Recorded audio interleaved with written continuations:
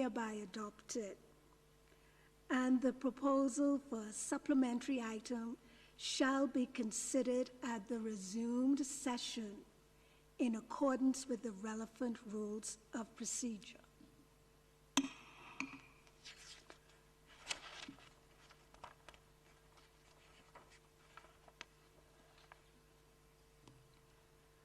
We have now completed our work under Agenda Item 1.4. Before turning to the next item, I would like to recognize the statements provided during the opening and recognizing the important relevance of these to the discussion on COVID-19 pandemic, and propose that they be added to the official records of the meeting.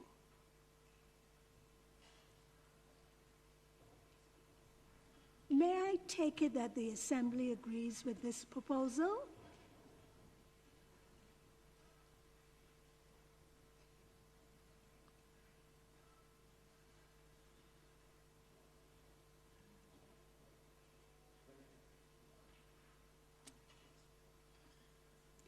I see no objections. It is so decided.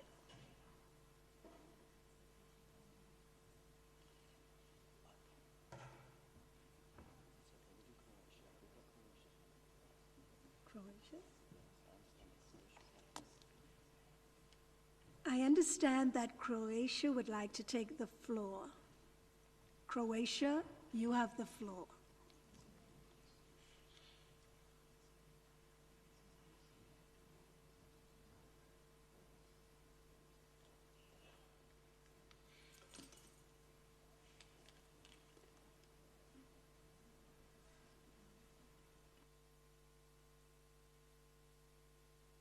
Yes.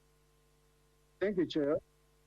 The European Union works closely with the World Health Organization on a wide range of subjects, both within the European region and on a global level. As agreed in the exchange of letters of 2000 between the WHO and the European Commission concerning the consolidation and intensification of cooperation, and without the prejudice to any future conclusion of a general agreement between the WHO and the European Union, European Union delegation attends the World Health Assembly as observer. As in previous sessions, we ask the Assembly to kindly agree that the European Union delegation be also invited to attend and participate also in the deliberations of meetings and some committees, drafting groups, or other subdivisions thereof addressing matters failing within Union competence in the 73rd session of the World Health Assembly. Thank you.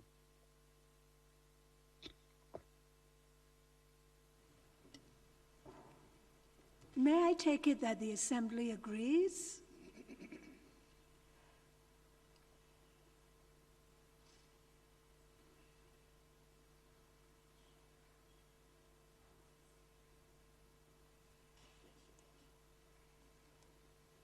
It is so decided.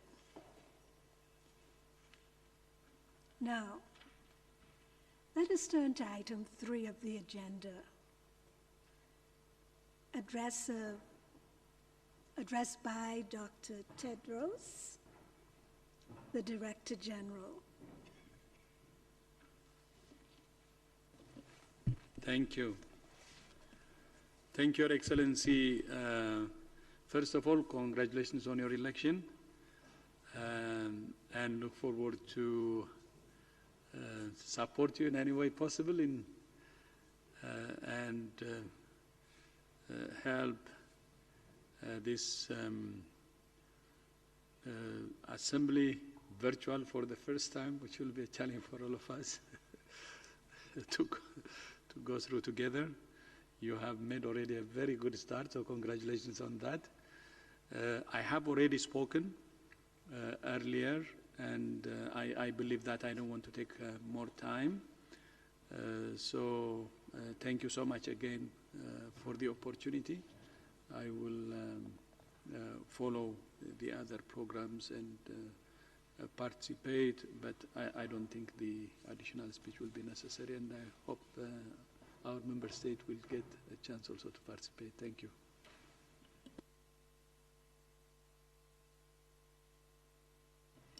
Thank you, Dr. Tedros.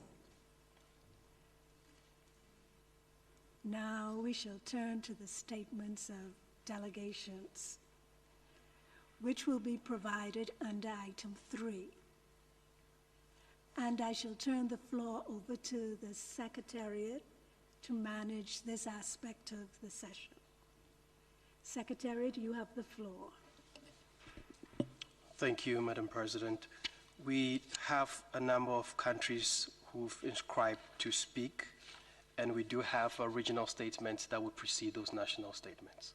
If you permit me, I would indicate those who've asked to make regional statements. We do have Antigua and Barbuda, Estonia, Azerbaijan, Congo, Djibouti, Montenegro, Nauru, the Netherlands, Tunisia. I'll give the floor to Antigua, to be followed by Estonia.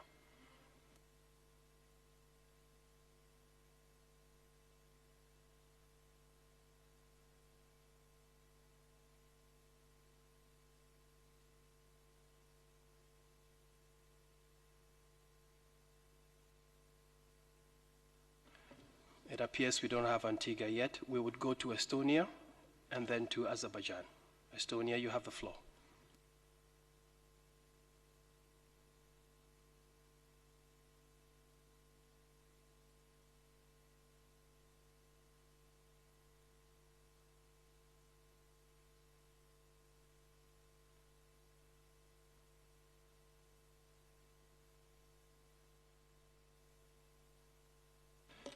Okay, we would call on Azerbaijan. Azerbaijan, you have the floor.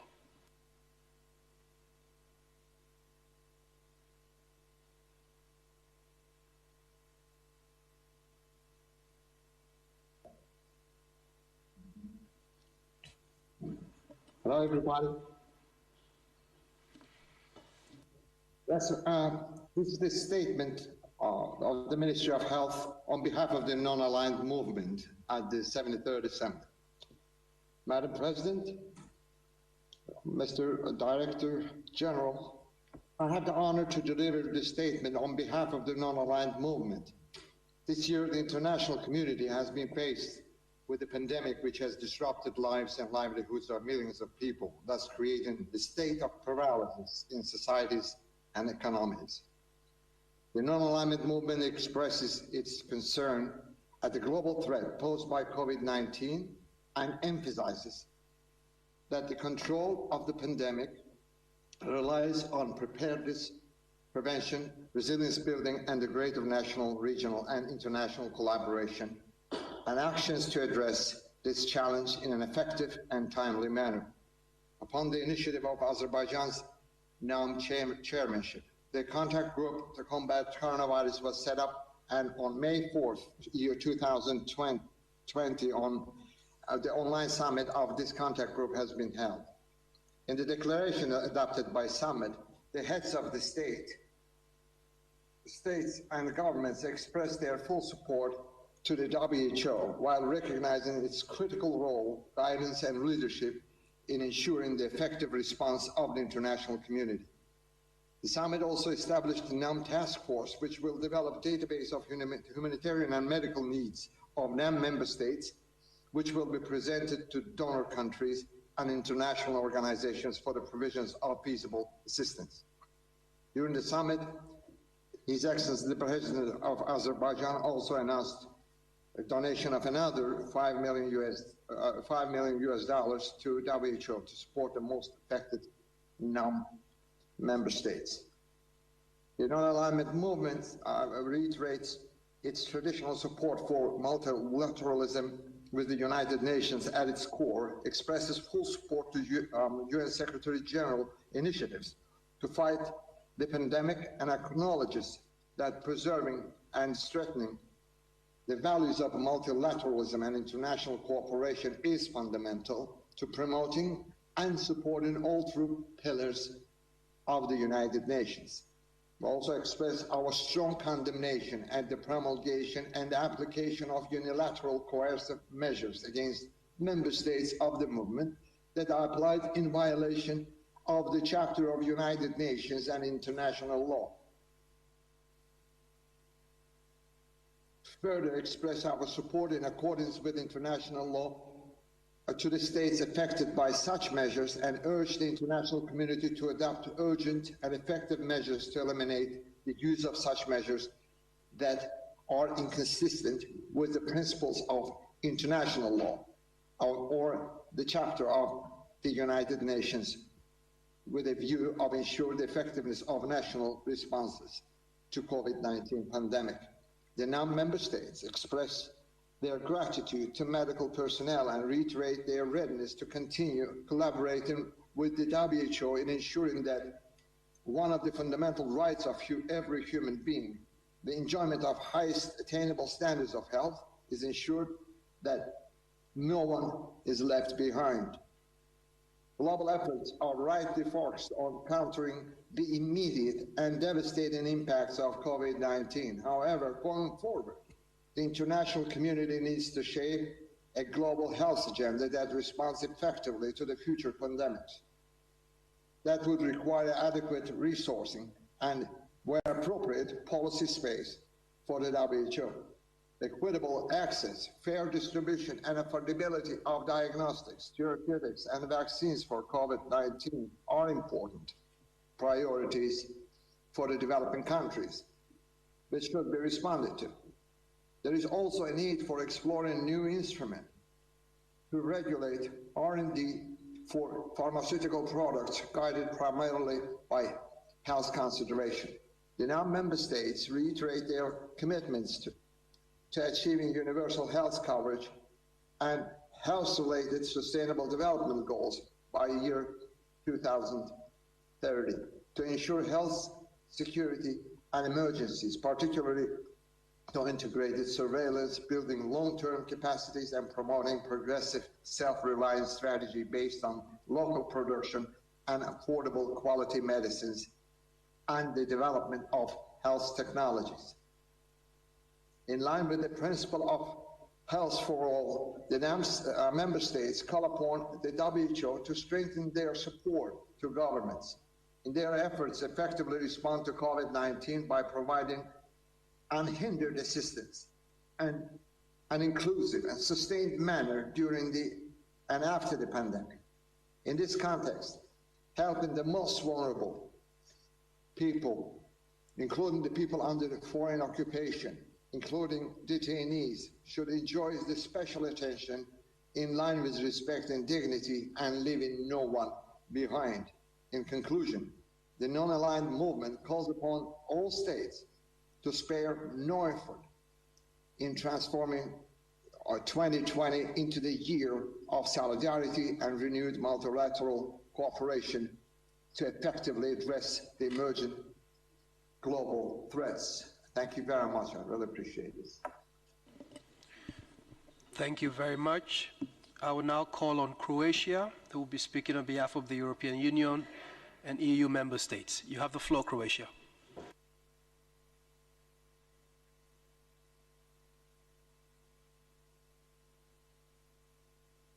Honorable Distinguished Director General, distinguished delegates.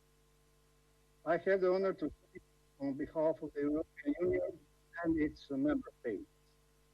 The candidate countries, Montenegro and Albania, the country of the stabilization and association process, and the potential candidate Bosnia and Herzegovina, Ukraine, and the Republic of Moldova, as well as Romania, align themselves with this statement. The global outbreak of the COVID-19 pandemic has challenged the world with unprecedented debate and put a heavy toll on people, societies, and economies. Strengthening efficient multilateralism and response is more essential now than ever before. We commend the WHO for its leadership and thank all WHO staff for their tireless and excellent work. We stress the pertinence of coordinated international cooperation and solidarity under the umbrella of the United Nations system, and the crucial importance of measures taken at national level for the successful response to the COVID-19 pandemic. We acknowledge the incredible dedication of all frontline workers who are crucial to the COVID-19 response. 2020 is the International Year of the Nurse and the Midwife. Their contribution is indispensable, and we thank them specifically. We recognize the role of immunization in bringing the pandemic to an end, and we consider this is a global public good for health. We ask WHO to close cooperation with other relevant international organizations to play a key role in realizing equitable access to vaccine and treatment against COVID-19 for everybody, wherever they are. We call upon all member states to continue their financial support to WHO in response to the COVID-19 pandemic. Now is also the time to show our solidarity towards the most affected and fragile states, in line with the Agenda 2030 and the principles of leaving no one behind. Our intensified efforts in achieving the SDGs will contribute largely to mitigate the negative effects of the COVID-19 crisis. At the country level, a strong health system and whole of government, all of society, and gender responsive approach is the key to a successful response.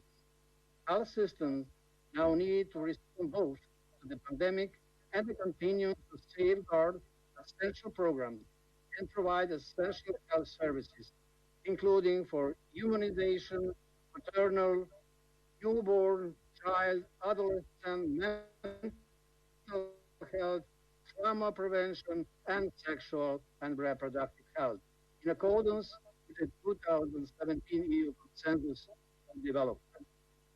We have led the coronavirus global response, taking initiative with WHO and global partners to accelerate the development, production, and deployment of vaccines, diagnostics, and therapeutics, and to strengthen national health system against COVID-19.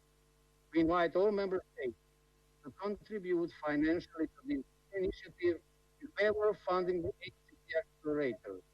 I would also like to recall the Team Europe package of 50.6 billion euros, combining EU and EU member states resources to assist third countries for preparedness and response to COVID-19. In this pandemic, threat at microbial requires our attention. The importance of a One Health approach must be incorporated. We need to undertake an independent, comprehensive evaluation of the response to consider all relevant factors to prevent future outbreaks and strengthen preparedness, fully implementing and capitalizing on the IHR, aligned with international priorities. This includes the interface of human and animal health and well-being. The causes and the prevention of zoonotic outbreaks need our special attention, and we would appreciate a report on this by the Secretary. We thank Member States for their engagement in the negotiation on the resolution that is proposed by the EU and its Member States, and the co-sponsors for the consideration of this effort. Now is the time to work together and mitigate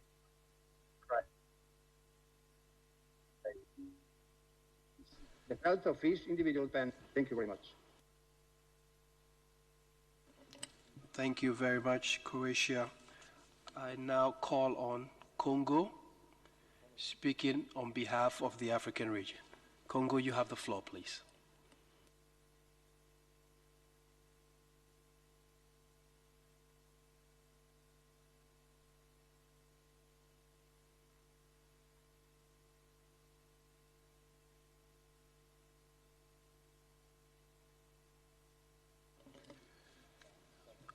We do not appear to have Congo online. We will move to Djibouti. Speaking on behalf of the group of ambassadors for the Francophonie. Djibouti, you have the floor.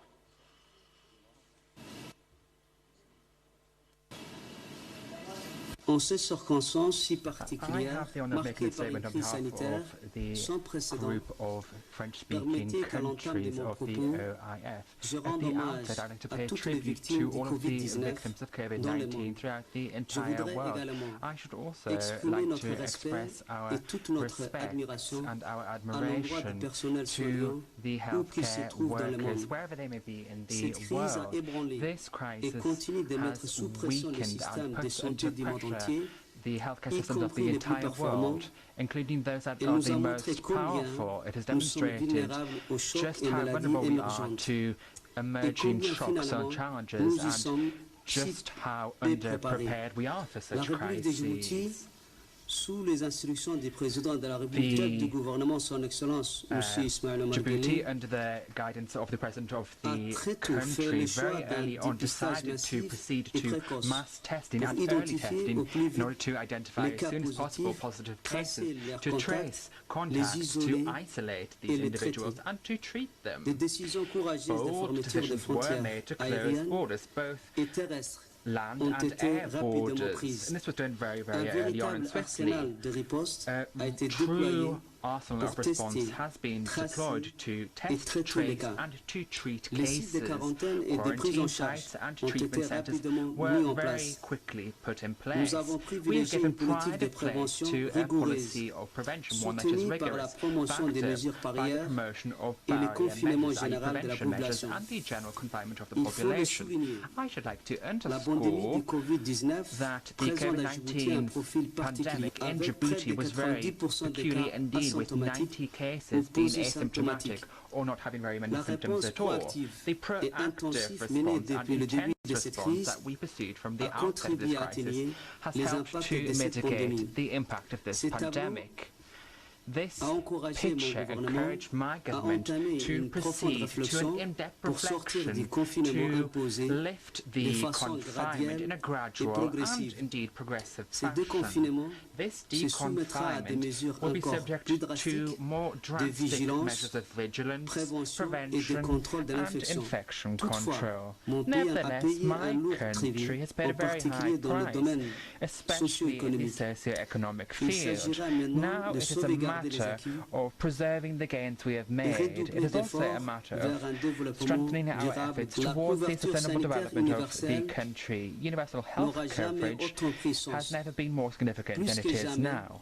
Now more than ever, the time has come to put in place resilient health systems in order to overcome crises of such a scale. Before concluding my remarks, on behalf of my government, I should like to hail the leadership of the World Health Organization and also the considerable efforts undertaken in the context of tackling this pandemic. Let's remain united and let's remain together in a spirit of solidarity. Thank you. Thank you very much, Ambassador. Could I ask Estonia to take the floor? Estonia on behalf of the Nordic and Baltic states. Estonia, you have the floor, please.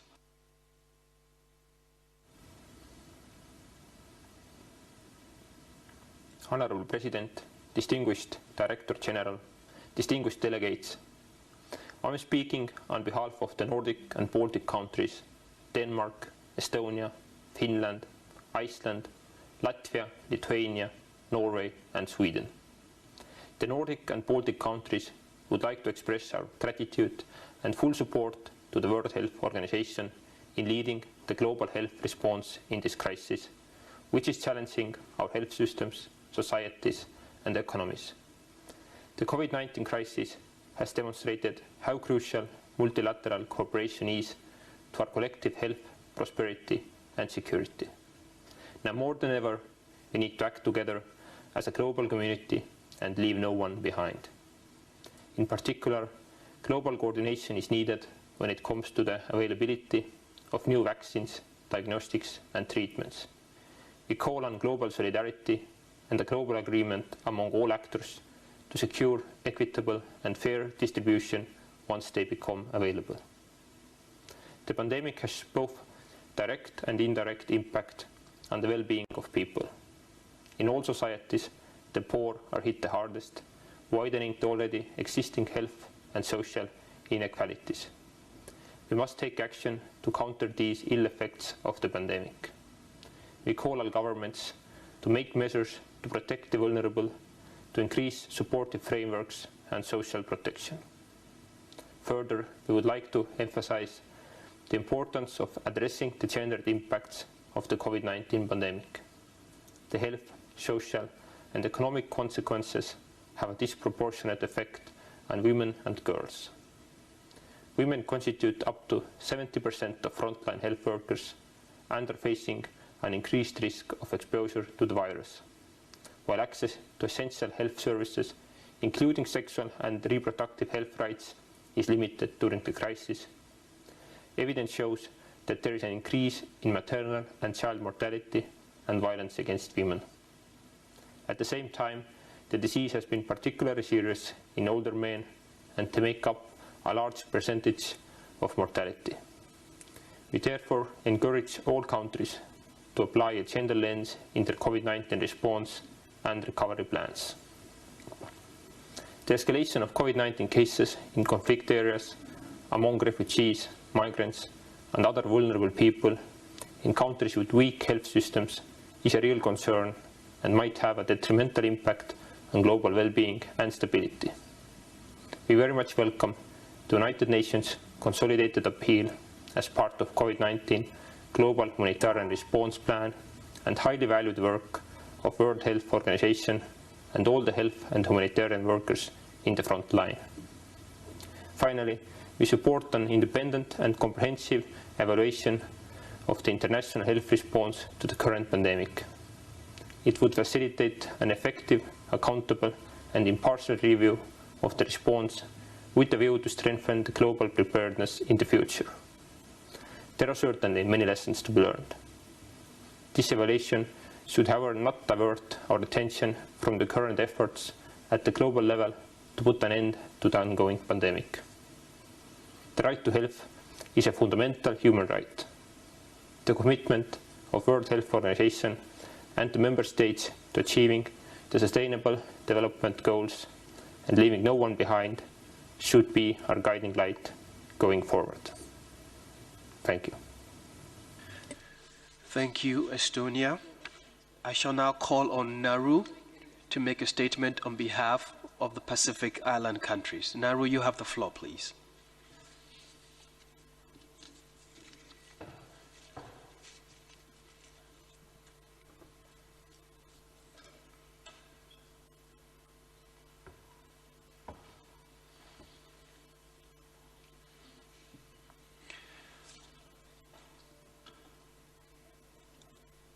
Nauru, you have the floor.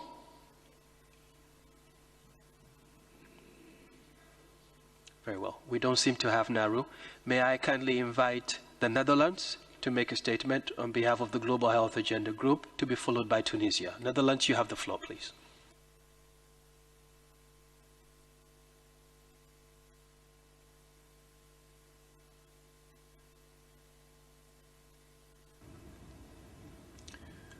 Dear Director General, distinguished colleagues, ladies and gentlemen, thank you for the opportunity to speak to you on behalf of the Kingdom of the Netherlands. We align ourselves with the statement made by Croatia on behalf of the European Union. We express our support and appreciation for the World Health Organization. Now, more than ever, effective international cooperation on global health issues embedded in strong multilateral response and global solidarity is crucial. The current collaboration between global health partners is an inspiring example, and community engagement is essential. Development of effective and safe vaccines, diagnostics and therapeutics is urgent. Public and private sectors across the globe have to step up their joint efforts. Once available, we will need to facilitate equitable access. Therefore, we welcome the patent pool initiative of Costa Rica and the WHO. Strengthening the implementation of the international health regulations and of health systems remain of vital importance. The Netherlands is promoting this as a chair of the Global Health Security Agenda Initiative. The COVID-19 crisis is a serious wake-up call that universal health coverage is not a nice-to-have, but a need-to-have. I would like to echo the words of Director General Tedros. No one is safe until everyone is safe. Meanwhile, we should not lose sight of pre-existing crises and ensure that essential services and activities continue, in particular of WHA, mental health and psychosocial support and sexual and reproductive health and rights. The World Health Organization, all staff and frontline workers can continue to count on our support, and we thank you again for your impressive efforts. Thank you. Thank you very much. The Netherlands, I now call on Tunisia to be followed by Antigua. Tunisia, you have the floor, please, on behalf of the Eastern Mediterranean region.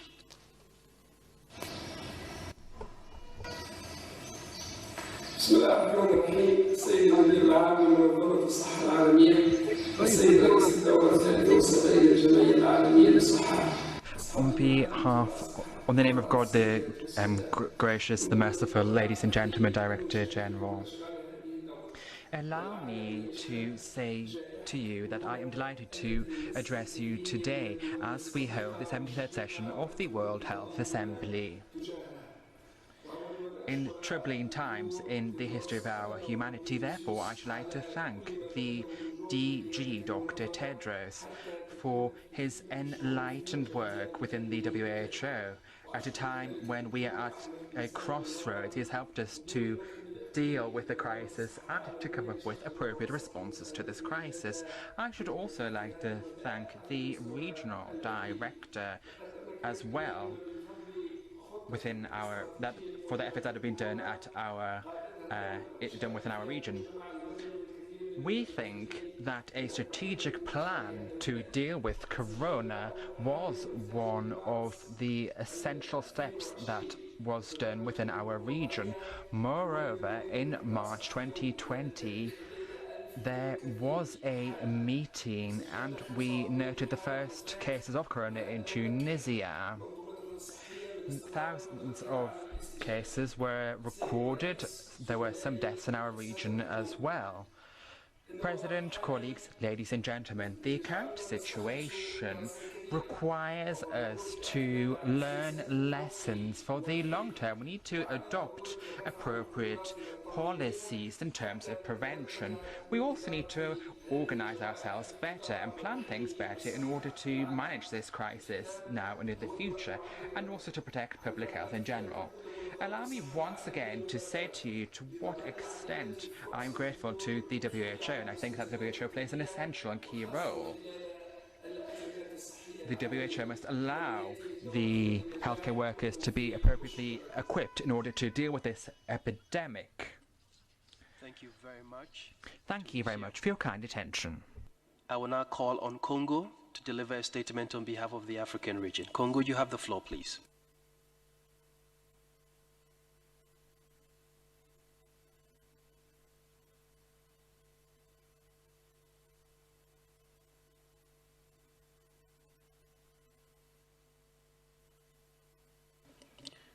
Do we have Congo with us?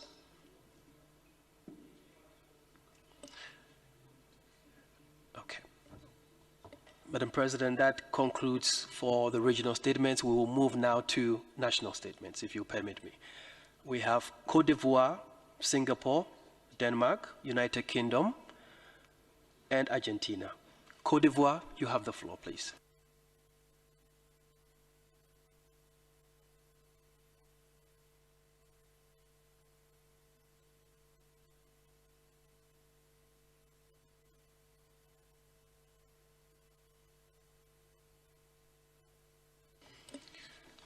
We will move to Singapore. Singapore, you have the floor, please.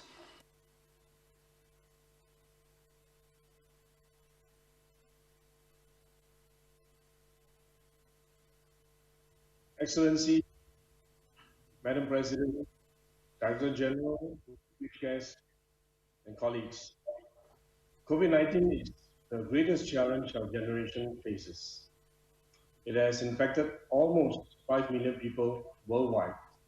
Our thoughts and prayers are with those who have been infected and their family members.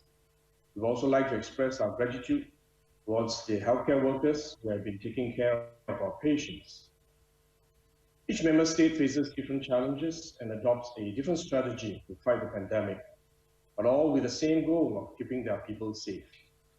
In Singapore, we introduced a set of measures called the circuit breaker measures since 7th of April to suppress community transmission. These measures have shown promising results. The daily number of new community cases averaged about 3 in the past week, our lowest since mid-March. On the other hand, we are proactively managing the COVID-19 cases in our migrant worker dormitories, and the situation has stabilized. Overall, our case fatality rate remains one of the lowest in the world at 0.08%. As COVID-19 will be with us for some time, perhaps until an effective vaccine is available, we must adjust the way we work and live as we move forward. Singapore, like many countries, are now planning to roll back some of the stringent measures we introduced earlier. We need to preserve people's livelihoods while at the same time continue to protect their lives and well-being. Therefore, we must adopt a cautious approach as we gradually open up and progressively roll back the measures. I hope we can learn from each other and cooperate with one another as we fight the pandemic. This is a challenge that no single country can succeed on its own. The COVID-19 response resolution sends a strong signal to the world that global solidarity is needed to win this war against the virus.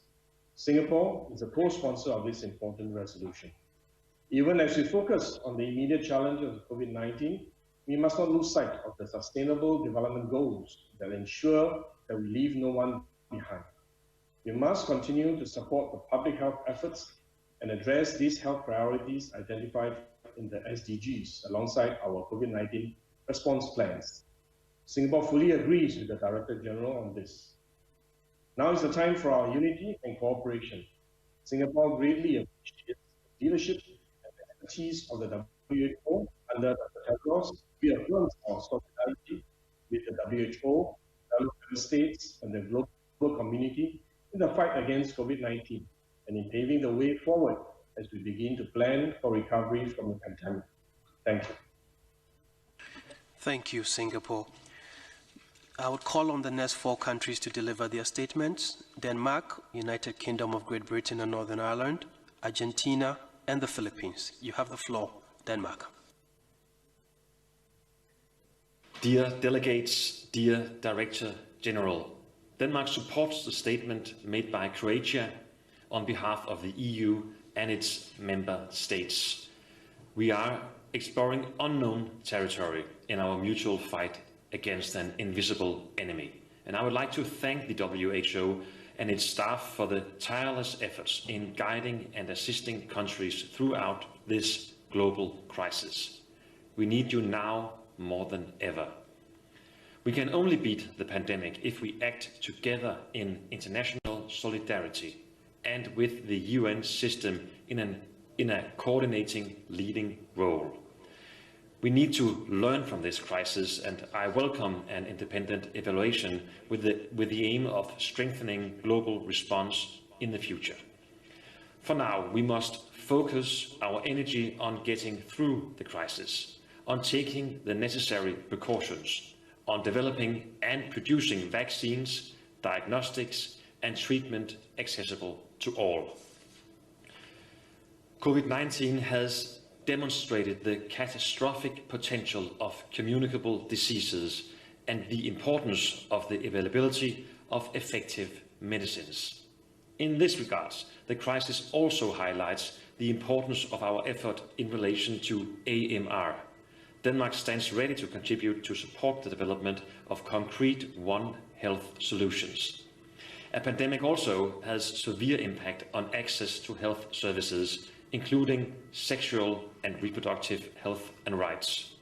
Evidence shows that during crisis there is an increase in maternal and child deaths, sexual and gender-based violence, and a decrease in family planning services.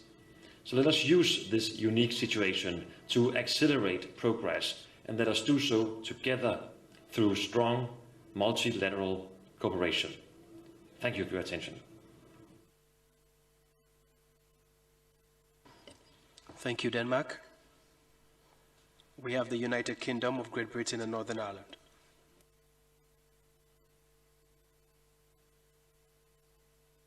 Good afternoon. Today's World Health Assembly is so important because coronavirus does not care about nation states. It is a shared challenge, and we can only defeat this invisible killer through a collective response. And if we work together to fight this common threat, I'd like to thank health and care workers across the world for the important work they're doing on the front line, and to thank the World Health Organization and Dr. Tedros for your work. It is so important that all relevant administrations are included in this forum, so discussions on global health security benefit from their valuable experience and expertise. Of course, as with any emergency, there will be lessons to learn from coronavirus, not only for the World Health Organization, but for the wider international system and for all member states. And so we support the need for a review of the global response at the appropriate point. As the international health regulations set out, we all have a collective responsibility here. But for now, we must all remain focused on the fight against the virus. And of course, a vaccine will be our best weapon in this fight. I'm proud that the UK is leading this work, that we're the biggest donor to the global effort to find a vaccine, and that UK research efforts are leading the way. To build on this, the UK will be hosting a global vaccine summit on 4th of June. This will be an important event. Not only do we want to boost efforts to develop a coronavirus vaccine, but we also want to raise the funds so Gavi can immunise 300 million more children and save up to 8 million lives from preventable diseases. I hope that you'll be able to lend your support, because ultimately, we are all on the same side in this battle, and it is in all of our interests to succeed. Thank you very much, United Kingdom. And I call on Argentina to be followed by the Philippines. Argentina, you have the floor. Thank you very much indeed. As our President, Alberto Fernandez, has said, nobody will get out of this alone. And we are very aware of the socio-economic damage that is affecting the whole world. And that's why we need to work together with an integrated approach, attempting to implement measures to enable us to mitigate the negative impact on our communities. Protecting human life must be our primary focus. In order to work in a multi-sectoral manner, Argentina created the General Coordinating Agency for the Integrated Plan for Preventing Public Health Emergencies of International Concern, coordinated by our Chief of Cabinet and led by the Ministry of Health.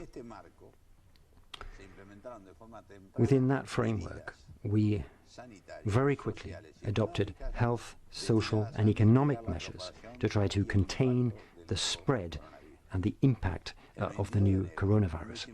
On the 22nd of January, just 1.5 months after the first case was registered, Argentina issued an epidemiological alert. And just a few days later, we started to check passenger arrivals and recommend isolation of passengers arriving from affected areas. In less than 10 days after the detection of the first case, we issued the order for a closure of borders. We recommended preventive self-isolation, remote working, and school closures at all levels, and indeed the cancellation of public events and other measures. After 2 weeks, we established preventive and mandatory social distancing across the country, and that remains in force. The Ministry of Health has been coordinating with all of our provinces, strengthening our capacities for prevention, detection and response within the healthcare system. In under 45 days, we had 21,850 new beds, 1,452 of which were in intensive care units, 5,466 general beds, and 14,907 isolation beds, 1,181 ventilators, 200 portable scanners, 12 modular hospitals, and 4,000 healthcare professionals. We also created a national equity fund to guarantee comprehensive coverage for all of our people. We work together with the Ministry of Industry in order to strengthen the national production of essential supplies, doubling the capacity for the production of ventilators and reconverting or converting part of our textile industry to produce PPE, personal protective equipment, with a view to strengthening the capacity of technological development, human resources, and diagnostic and research equipment. We created the Coronavirus Unit, through which we promoted 3 major national developments: the use of saliva as a sample in order to replace cotton swabs, a serological test to detect antibodies, and the use of plasma from recovering patients as a treatment. Furthermore, Argentina has been invited to participate in the multi-country solidarity study being run by WHO. Argentina wishes to indicate its interest in moving forward with any regional or global initiative designed to strengthen measures to combat the pandemic, and any initiative helping us to get access to the results of research into treatment, vaccines, or medical products. What we need is for states to encourage work to guarantee access to knowledge of these global public goods through free licenses or sufficiently accessible ones for societies all over the world. We will win this battle with the commitment of everybody. It's not just up to governments, it's a collective responsibility. And we are convinced that any measures being taken at national level must be in coordination with the international framework. In order to get out of this crisis and face this new reality, we need to design and sign up to a global solidarity pact. Thank you very much indeed. Thank you, Argentina. May I now invite the Philippines to follow by Belgium and Kenya. Philippines, you have the floor, please.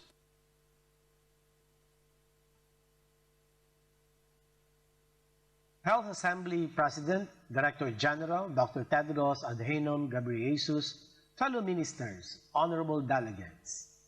The Philippines responded to the COVID-19 pandemic with a whole-of-government and whole-of-society approach, emphasizing quick response, resource management, and strategic communication. To guarantee health system resiliency on the road to national recovery, the Philippines is ramping up the country's testing capacity with increased licensed testing and mega-swabbing centers, clearly defining patient pathways for both COVID-19 and non-COVID-19 patients through province and citywide community-managed healthcare provider networks, defining the guidelines for mass repatriation and quarantine for migrant Filipinos, developing guidelines on non-pharmaceutical interventions as we transition to the new normal. We commend Dr. Tedros for his leadership and thank the WHO for being the primary external support for the public health and clinical management of the pandemic and for emphasizing the UN framework for socio-economic response to COVID-19. We are participating in WHO Solidarity Trial using 4 treatment regimens. Looking at the future, we call on the WHO to put a spotlight on the global code of practice on the recruitment of migrant health workers in a pandemic.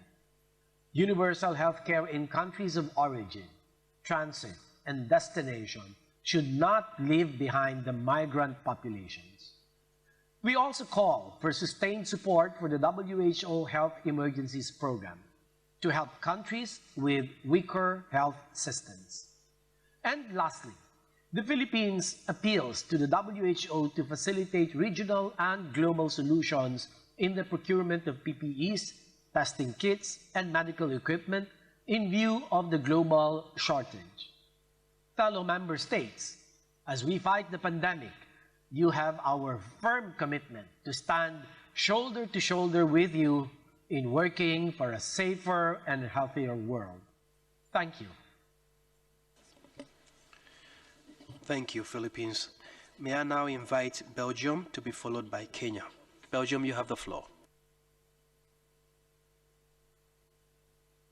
Chair, colleagues, Director General, let me start by expressing my personal gratitude to healthcare workers across the world for their dedication during challenging times. So, Chair, fully aligned statement to the Croatia on behalf of the European Union and its member states.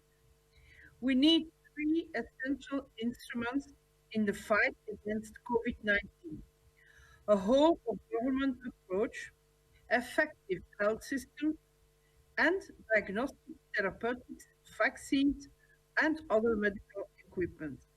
So the World Health Organization plays an essential role in the management of all three of these instruments. Therefore, I explicitly express my support to the WHO and its leadership. So allow me to make a few remarks, colleagues. First, a reliable and coherent monitoring of the pandemic is key.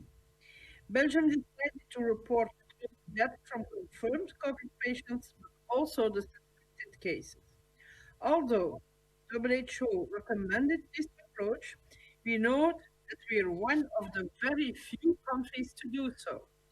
Unless we all register data in a uniform way, and effective monitoring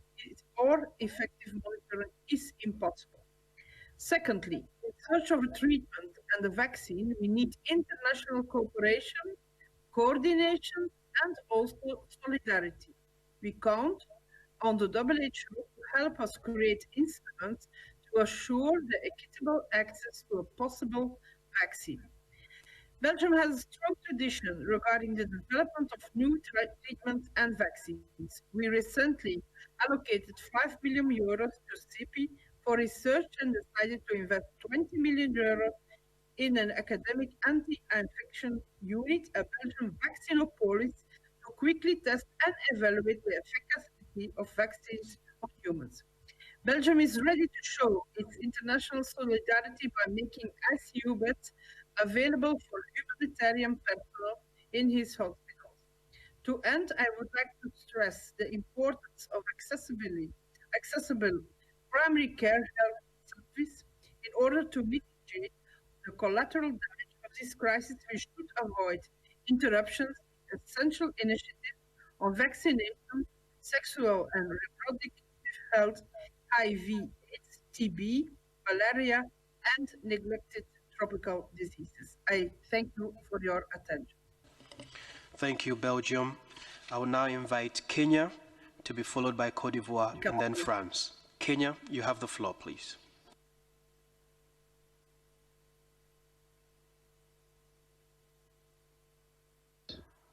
To address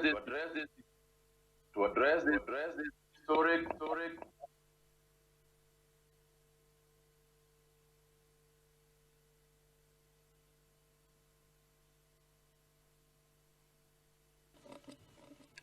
Honorable Minister, I'm afraid we cannot hear you. We'll come back to Kenya when we have sound quality. Can you hear me now? We can now. Please proceed, Honorable Minister. I'm delighted to address this historic virtual 73rd World Health Assembly, the first of its kind since the establishment of World Health Organization. On behalf of the government of the Republic of Kenya, I wish to reaffirm our commitment to WHO and its leadership, led by Dr. Tendro, as it spearheads multilateral efforts in the response to COVID-19 pandemic. Kenya reported its first case of COVID-19 on March 13, 2020. As part of its preparedness, President Uhuru Kenyatta issued an executive order on February 28, establishing the National Emergency Response Committee on COVID-19. Since then, we have put in place economic, social, and public health measures aimed at interrupting the transmission of the virus within and beyond our geographic borders. Madam President, Kenya is making significant and steady progress towards flattening the curve. We have learned many lessons along the way and continue to apply mitigating measures day by day. Planning for the current situation as well as COVID-19, we aim to build greater resilience in our health systems through increased investments in private healthcare and health commodity security as critical pillars towards the attainment of universal health coverage. Lessons learned from this crisis has reaffirmed the need for regional, global, and multilateral solidarity and cooperation. We now know that no nation can succeed in isolation. We are particularly encouraged by the demonstrations of unity and humanity shown both within countries and application of information technology. We thank all those who continue to support and collaborate with Kenya.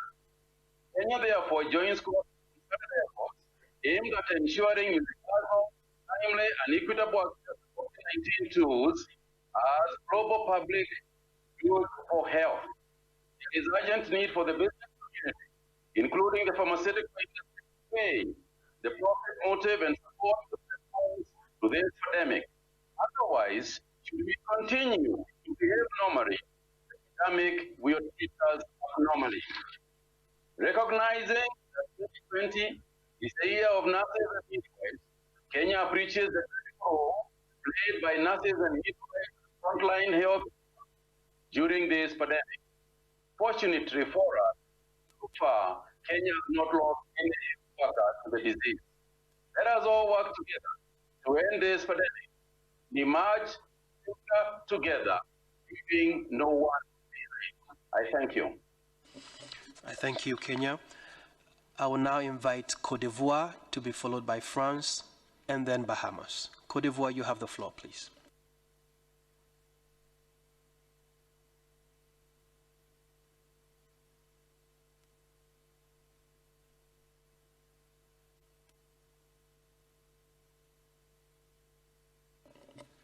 Okay. We don't seem to have Côte d'Ivoire yet again. We would go to France to be followed by Bahamas and then South Africa. France, you have the floor, please. President, heads of state and government, ladies and gentlemen in your respective capacities and titles, colleagues, at a time when all of the continents are affected by the COVID-19 pandemic and at a time when many governments, thanks to the efforts of heroic caregivers and a committed civil society, are working to protect their citizens from this global crisis, I welcome the fact that the 73rd session of the World Health Assembly is able to be held today. I would like to endorse the statement made by Croatia on behalf of the EU and its member states. Given the scale of the health challenges, but also socio-economic challenges that we are all facing simultaneously, it strikes me as crucial to recall just how important multilateralism is important today in all of the fields, and especially in the field of health. On this occasion, I'd like to recall France's full support to the World Health Organization, to its central role in coordination of international health cooperation. International solidarity has helped us, helps us, and will help us, I am convinced, to improve our health response to this pandemic. Therefore, I'd like to encourage each and every one of you to pursue this unprecedented momentum of pooling of knowledge and resources in order to make progress jointly and for the sake of everyone, in keeping with the One Health approach. I should also like to welcome the efforts of international organizations that have got involved in this process, and also the initiatives that have been launched, such as the ACT Accelerator, which must allow us to guarantee the access of all to the tools to tackle COVID-19. I should like to hail the activities carried out by the EU at a regional and international level. In the long term, it is evident that we must build upon these gains and continue our international cooperation to make healthcare systems more adapted to our health needs, more resilient in the face of health crises, and more equitable in the face of health inequalities. In this context, and as per the mandate that was conferred to the organization since its inception, the World Health Organization has a key role to play in bringing together the international community and to promoting the health of populations. The universal nature of access to health, the quality and the safety of care, as well as the adoption of an inclusive approach in global health are essential issues for France. Ladies and gentlemen, in the light of the crisis we are going through, we share a collective responsibility. No region can win the battle against COVID-19 alone. Solidarity between countries is now more than ever vital to preserve our common goods. Health is one of those common goods. Today, clearly, it is one of the most essential ones, but as we see, it is one of the most fragile ones. Thank you. Thank you very much, France. I understand we have the Honourable Prime Minister of Bahamas who would like to take the floor. Prime Minister, you're most welcome. You have the floor.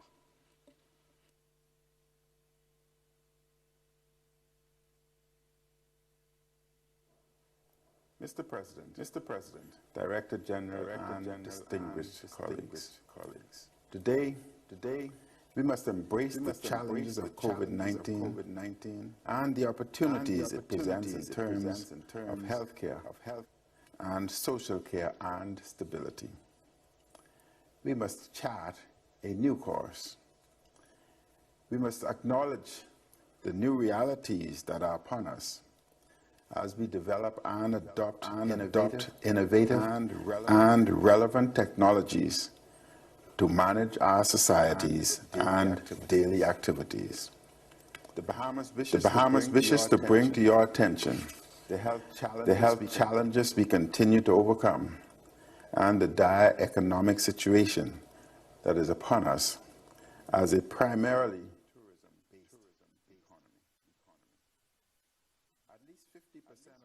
tourism-based of our GDP is derived from tourism, which employs directly or indirectly up to 60% of the working population.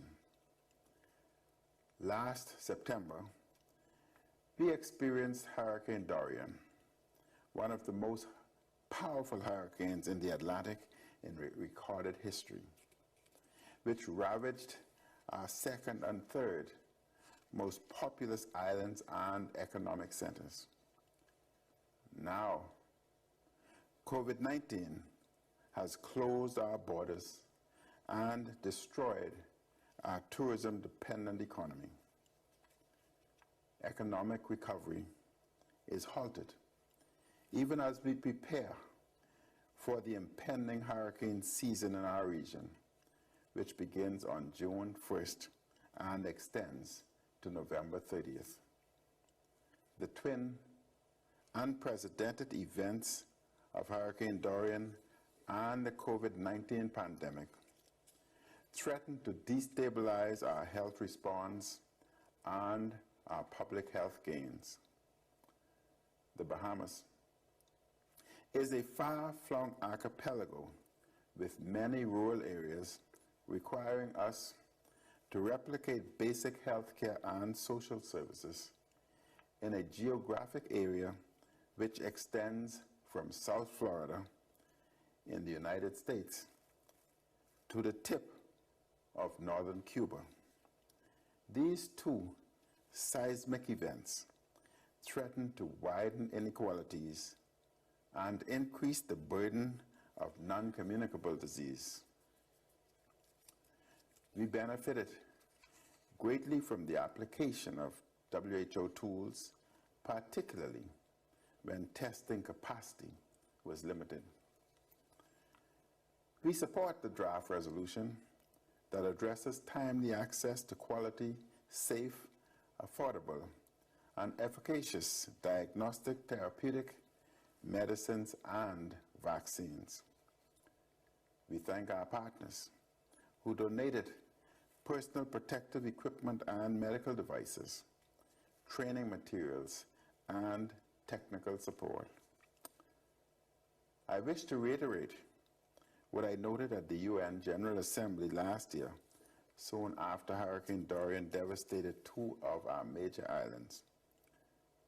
For many years, the Bahamas and countries with similar characteristics have urged an alternative to per capita gross national income as the sole indicator of a country's level of development and eligibility for concessionary financing.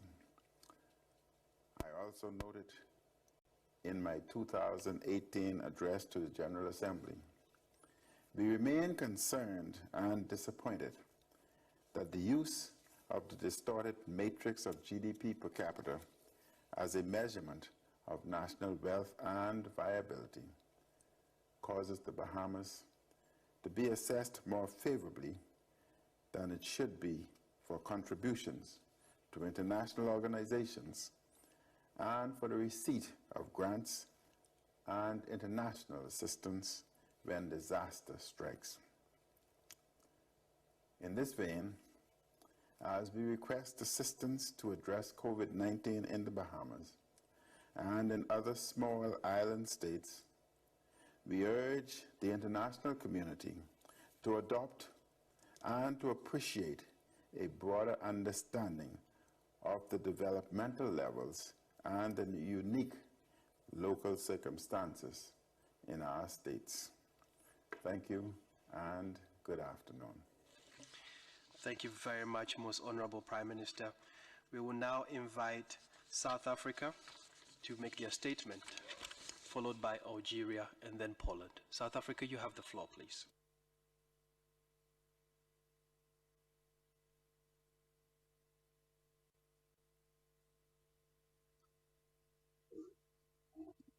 Thank you. Thank you, President.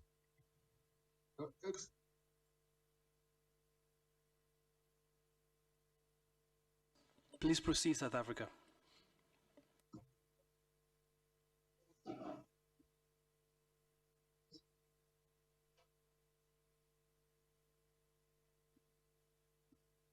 South Africa, you may proceed with your statement, Honorable Minister. Thank you. Thank you very much, Mr. President, Your Excellencies, the Director General, Mr. Tedros, and other ministers. South Africa joins the international community to respond with agency to the scourge and devastating COVID-19 and to collectively loss of the many lives that have been lost from the virus. As a country, we have not been spared by COVID-19.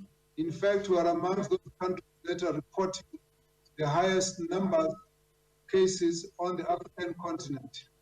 We have managed to keep our case fatality at approximately 1.9%. As of the 13th of May 2020, cumulatively we have 213,000 people with 14,000 positive cases and 261 deaths. The key objective of our COVID-19 response strategy has been to slow down the infection rate through several interventions. By delaying the spread of the disease, we've been able to strengthen the capacity of our health system and put in place wide-ranging public health programs to better manage the increase in the infections. Using the valuable time with the lockdown gave us, we have managed to significantly expand our testing and testing. In all, our workers have now treated over 10 million people. We have referred 132,000 for further testing. Our strategic approach is based on saving the lives and preserving livelihood. Like other countries, we are also experiencing challenges the following, such as the limited production, distribution, testing, and extraction by international suppliers. Personal protection in the form of masks, body suits remain a challenge, and balancing the need to save the lives of the economy, and our people are also destitute.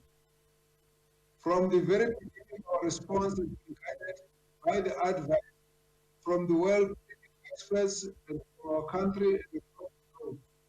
We must take the opportunity to appreciate the guidance, the technical experts, the WHO, further commend the leadership of the WHO, in particular Dr. Tedros, in these difficult times for the entire globe.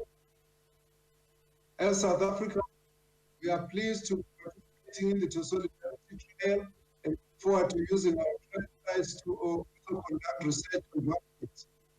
We wish to highlight His Excellency as the current chair of the joined the global people's vaccine statement, which emphasized that the vaccine should be available to on the basis of need and ability to pay when the vaccine was produced.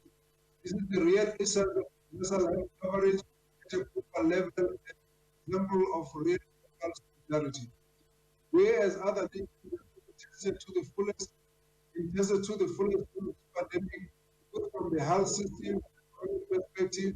We have, however, become stronger and wiser. I believe we will collectively rise again as a nation, a family of nations across the globe, and will overcome these things. I wish you therefore thank you, Mr. President. Thank you very much, Honorable Minister. I'm advised that we have now Congo, who is ready to make a statement on behalf of the African region, and we did play the video of Tunisia in their national capacity rather than in the regional statement that they had been also ready to present. So I'll call on Poland, and then I'll give the floor to Congo, to be followed by Tunisia. Poland, you have the floor, please.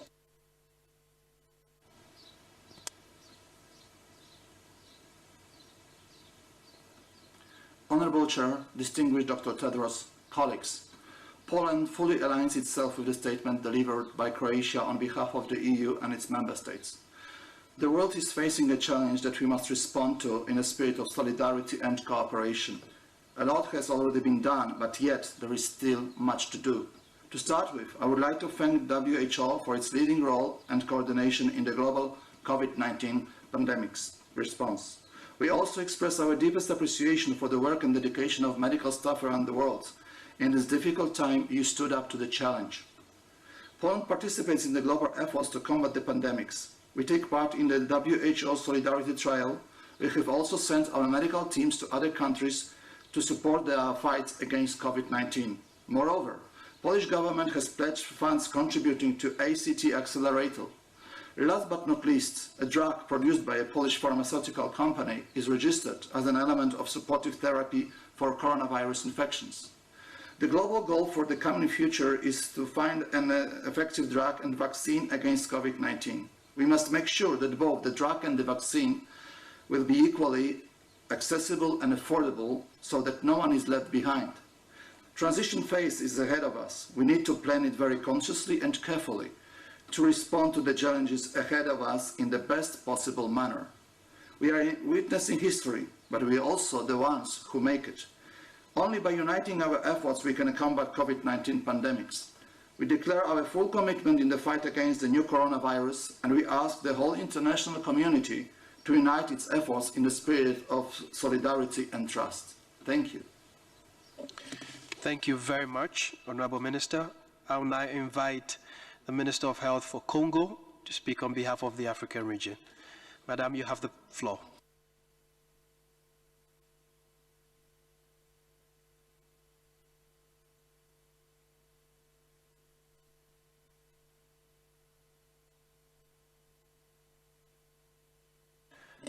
Honorable Minister from Congo, you have the floor.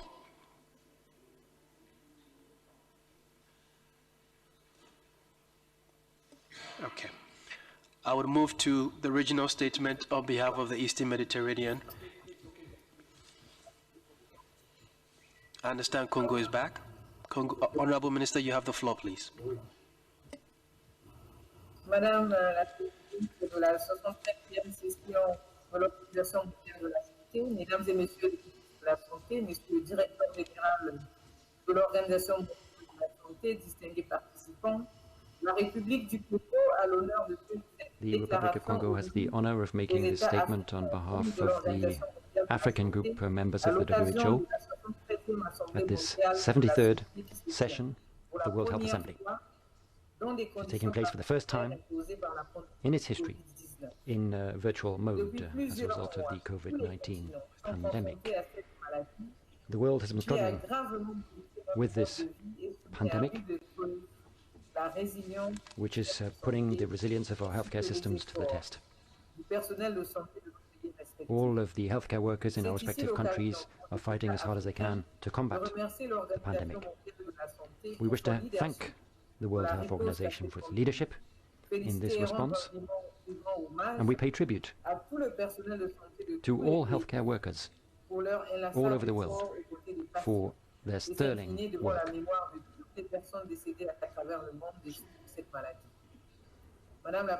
Madam President, COVID-19 poses a serious threat to the health of people in the African continent.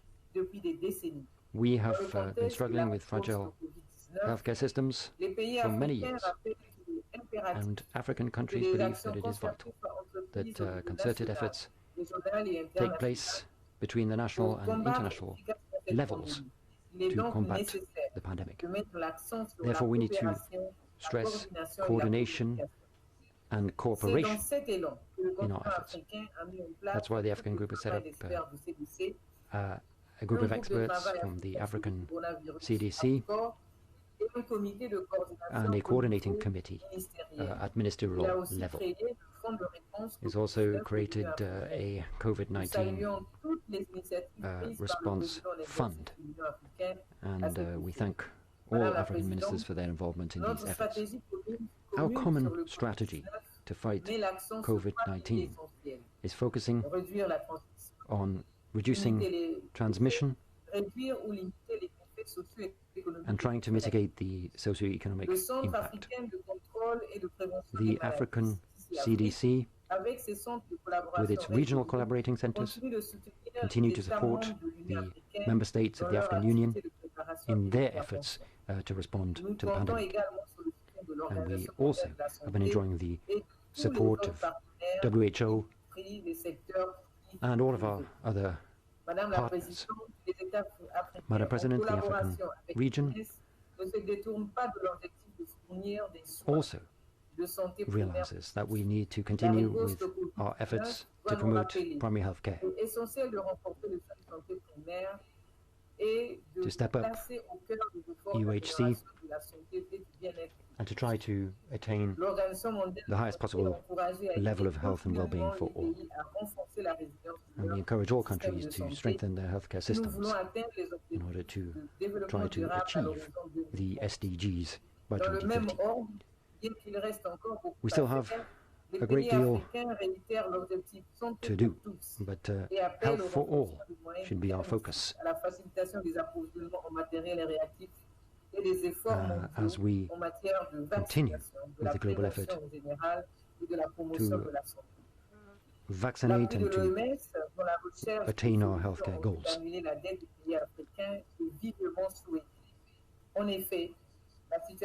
The socio-economic and health situation of Africa is, of course, threatened by COVID-19, and once again,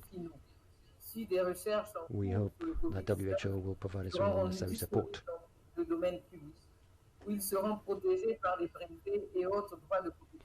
And we hope that the IP system will play its role. And we hope that countries can make full use of flexibilities in the context of the IP system.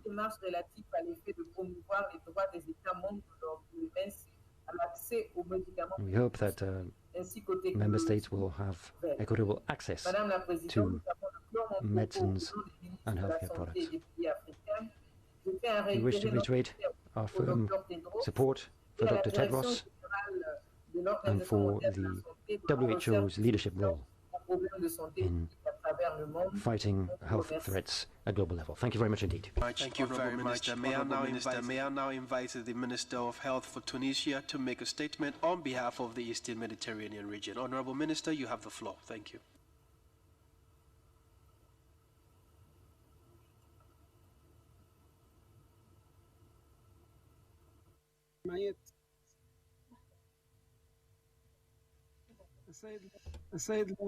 Mr. Director General of the WHO, and dear delegates, member states of the WHO, ladies and gentlemen, we thank the Director General and WHO on behalf of the Eastern Mediterranean region for the effort to support member states in responding to COVID-19.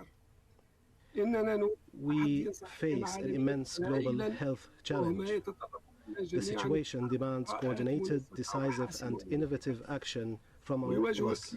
The Eastern Mediterranean region faces humanitarian emergencies on a colossal scale which have significantly weakened the health system in the region due to the continuation of armed conflicts in parts of our region.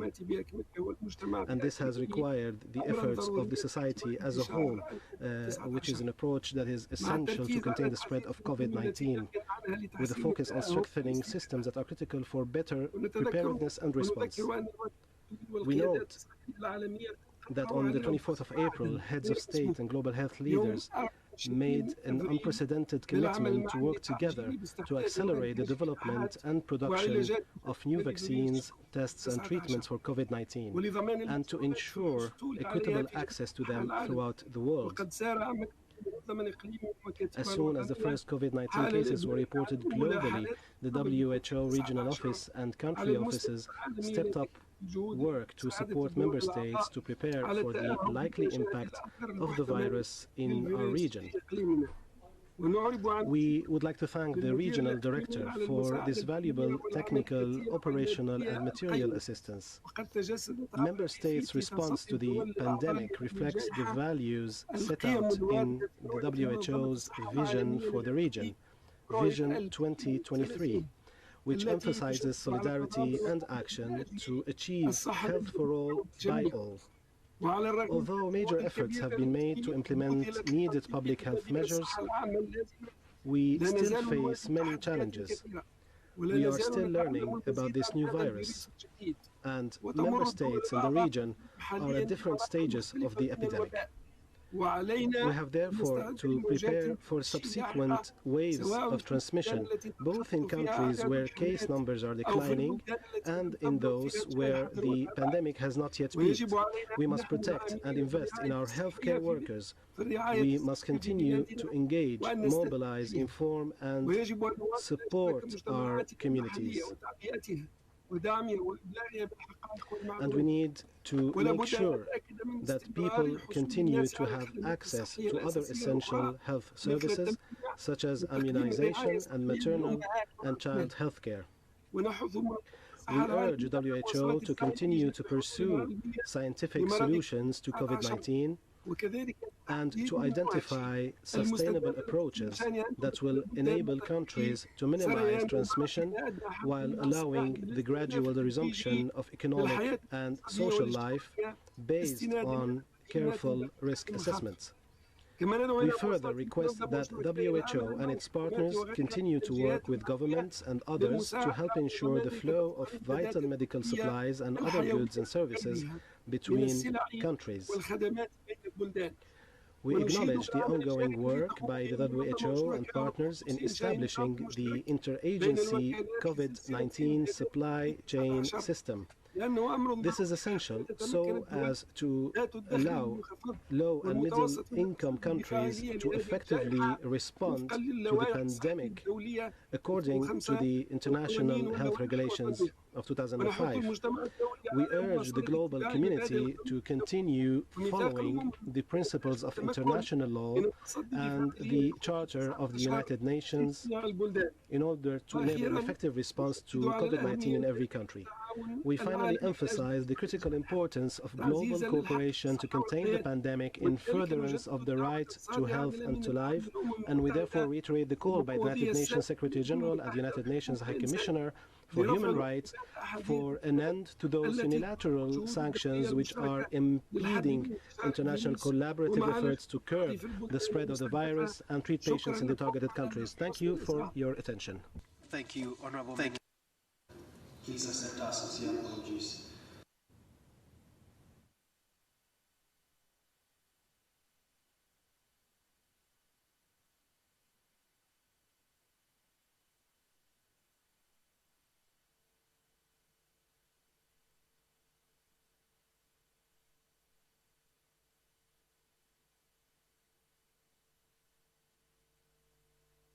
Okay, we don't seem to have Algeria. We would now proceed to Botswana, to be followed by Zimbabwe, and then Germany. Botswana, you have the floor, please.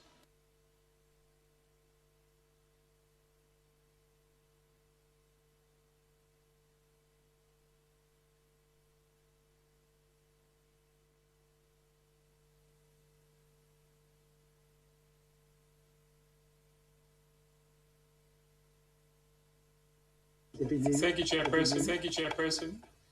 Botswana note with satisfaction all efforts made by the World Health Organization to control and contain the COVID-19 pandemic, one of the most unprecedented outbreaks, and perhaps by far one of the most sobering public health emergencies the world has experienced in a long time. The assistance provided by WHO to member states in order to strengthen their capacity to prevent, detect, and confirm rapid response to public health risk and save life has no doubt mitigated what could have been a telling catastrophe, particularly for the developing countries. We, however, note with concern some challenges associated with our historic weak health systems, such as inadequate resources and emergency response to public health threats. Other issues relate to financing, incident management systems, public awareness, and community engagements, further compounded by porous borders. We equally note the economic development and social consequences of this outbreak and the constellation of threats to lives and livelihood of our people. Chairperson, there is now need, more than ever, for all member states and development partners to step up health security efforts by reinforcing the development of resilient health systems and improve efforts for prevention, alert, and response to public health emergency. Botswana therefore calls for greater investment in emergency preparedness and research and development to ensure a robust global health risk framework. Following the outbreak in Botswana, His Excellency the President established a multi-sectoral National Public Health Emergency and Preparedness Committee and a National Presidential Task Force to coordinate the response. The main focus of our response is on prevention, preparedness, recovery, and continuity of the health system and the economy. Through our efforts, we have so far tested about 13,000 people, which translates to about 6,000 tests per million. And we've registered 25 COVID-19 positive cases, 17 recoveries, and only 1 death. Chairperson, as Botswana, we reaffirm our support for the WHO and its leading role in the global health governance and public health emergency. I commend the Director General, Dr. Tedros, and his team for a sterling job. In conclusion, I wish to express my appreciation for the frontline workers and support staff the world over for their hard work and sacrifice. We are a resilient species, and we shall overcome. I thank you. I thank you, Honorable Minister. May I now invite Zimbabwe to be followed by Germany, Fiji, and Malta. Zimbabwe, you have the floor, please. Accessibility shortcuts, 17 items, voice vote. On.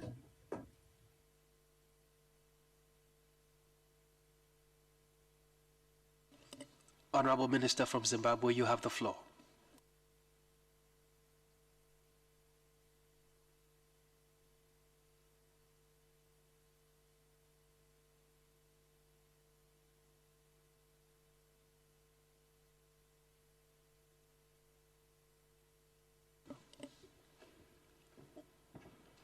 Okay, we would move to Germany and then come back to Zimbabwe when we have the feed.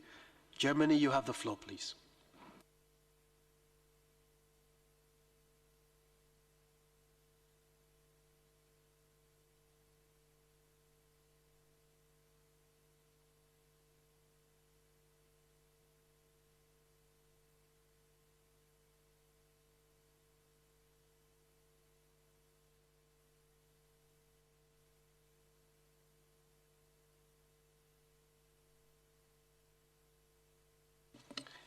I'm afraid we still don't have Germany. We would go to Fiji and then Malta. Fiji, you have the floor, please.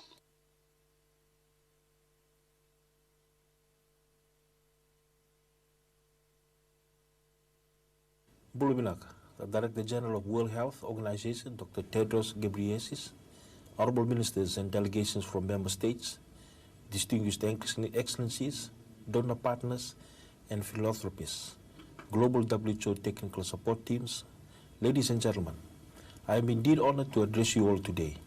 The COVID-19 global pandemic is no doubt an extraordinary event for all humanity and has brought suffering to countless families and communities across the globe. I take this time on behalf of the government and the people of Fiji to express our deepest and most sincere sympathy to governments and citizens of all nations who have lost loved ones from the COVID-19 pandemic. Fiji's Prime Minister, the Honorable Jose Bainimarama, has been at the forefront of our fight against COVID-19. His firm leadership and the support of Cabinet and the critical government agencies and statutory bodies ensured an efficient decision-making process and the timely implementation of containment strategies that reduce the risk of spread of the disease in the community. Three main drivers that greatly facilitated Fiji's preparedness and response effort were the approval by government for a supplementary COVID-19 budget that provided additional funding to the Health Ministry, the amendment to the Fiji Public Health Act, and the declaration of a state of natural disaster for the COVID-19 disease. The declaration of 2 states of natural disaster, with one being the result of a disease outbreak, is unprecedented in Fiji's history. However, those critical actions enable us to make crucial decisions and implement measures that ensure the protection of public safety, the timely intervention for those who are suspected or confirmed with the disease, and the ultimate recovery for those under our hospital care. Our border control measures were instituted and rapidly escalated as the pandemic continued its global spread. Social or physical distancing measures that were implemented nationally included targeted community lockdowns, night curfews, and the closing of amusement centers like cinemas, liquor bars, nightclubs, gyms, and community swimming pools. Our contact tracing teams that include personnel from health, the military, and police force have followed up 100% of all close contacts of the confirmed cases and continue to follow them up today. WHO assisted our laboratory testing capacity, firstly through the sending of samples to the reference laboratory in Melbourne, Australia, and later with the opening of our own RT-PCR testing facility at the Fiji Center for Disease Control on the 11th of March 2020. As I speak, Fiji has recorded 18 cases of COVID-19, 14 of which have recovered, and 4 are still active, and with an overall recovery rate at the moment at 78%. Fiji has successfully broken the chain of transmission within the community with strong and timely public health measures, and particularly with the early removal of every case and their close contacts into dedicated health facilities with monitored isolation. Fiji experience has shown that a whole-of-government approach is absolutely necessary, with decisive leadership and swift implementation of strategies are critical for lowering mobility and mortality from this pandemic. Fiji has also shown that in the presence of the impact of climate change, the ability of a small island nation to mount an effective response to an outbreak of infectious diseases will require a Herculean effort that will impact greatly on its resources for many years to come. I thank you. I thank you, Fiji. We understand Zimbabwe is online. We would give the floor to the Honorable Minister of Zimbabwe, and then we'll come to Germany and Malta. Zimbabwe, you have the floor, please.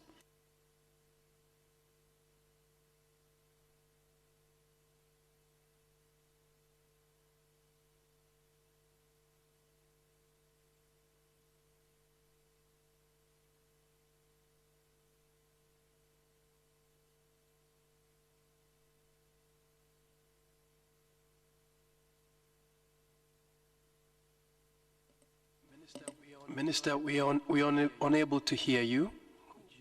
Could you?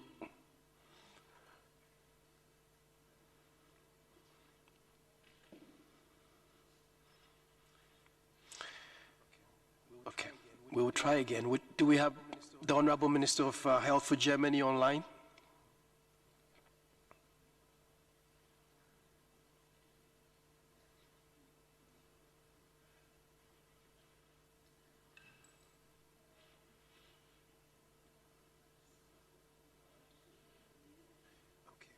Okay, we will move to Malta, to be followed by Thailand. Malta, you have the floor, please.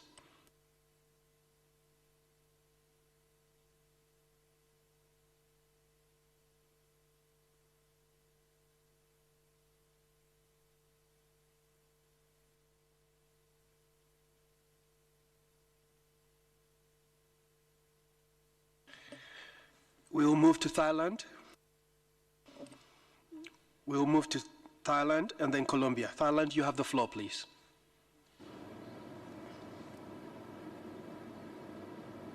Mr. President, we are at war against COVID-19. Thailand has hammered down the epidemic and is cautiously moving into the dancing stage. We have learned important lessons. First, we have survived only the first few battles. Before the war is over, we must remain vigilant and should not yet declare victory. Second, this war requires the leadership of the head of state or government to ensure effective multi-sectoral actions. As the battlefield is nationwide, more than 1 million Thai village health volunteers and leaders of local governments have been actively involved. Third, a wide range of mandatory and voluntary measures is needed. Their success requires strong public awareness, engagement, and cooperation. Fourth, although fighting COVID-19 requires political decisions, we must quarantine politicizing COVID-19 to ensure solidarity. Finally, COVID-19 proves the value of long-term investment on universal health coverage and health systems manned by well-trained and committed health workers, especially nurses. Our USC covers all health services of COVID-19 for everyone on Thai soil. We do not and will not leave anyone behind. We do not have other options. We only have to fight, and we will win. Thank you, Mr. President. Thank you, Honorable Minister. May I now invite Colombia to be followed by Australia and Indonesia. Colombia, you have the floor, please. Un saludo especial al presidente de la Asamblea, a special greeting to the Assembly, Chairperson, the Bureau, and the WHO staff and delegations. We would also like to thank the DG and the WHO staff for all of their hard work over the past few months by offering technical assistance to countries in order to fight the epidemic. The COVID-19 pandemic has put all of our health systems to the test, as well as our epidemiological surveillance systems, and has required great technical and economic efforts in order to face the epidemic. The quarantine period also allowed for us to strengthen our healthcare services, our responsiveness, our care capacity, and our ability to take actions in order to develop and protect our population, given the health risk. Colombia, which is a country of 50 million inhabitants, has taken up a number of actions, which including isolating the population over 70 years of age, eliminating school for kindergartens and primary school, as well as actions meant to ensure physical distancing of people as fundamental strategies in order to face the epidemic. Colombia has carried out more than 150,000 tests to date. We have made an investment of almost 5.4 billion US dollars related to direct care and indirect care for the affected population, and we are trying to strengthen our capacity in order to give more tests, and also we are carrying out social and communitary efforts in order to protect people. Colombia as a country and a society has been able to create solidarity and also means for cooperation with neighboring countries in order to carry out joint actions in order to face the risk that is inherent in providing full-scale care for our population. We would like to particularly call upon all countries in the world, as well as those who are members of the Pan American Health Organization and the World Health Organization, in order to develop cooperation mechanisms which would allow for us to pool efforts and to develop protocols and strategies in order to deal with the epidemic, and also to relaunch our social, cultural, and economic situation. Thank you. Thank you very much, Colombia. I will now invite Australia to be followed by Indonesia. Australia, you have the floor.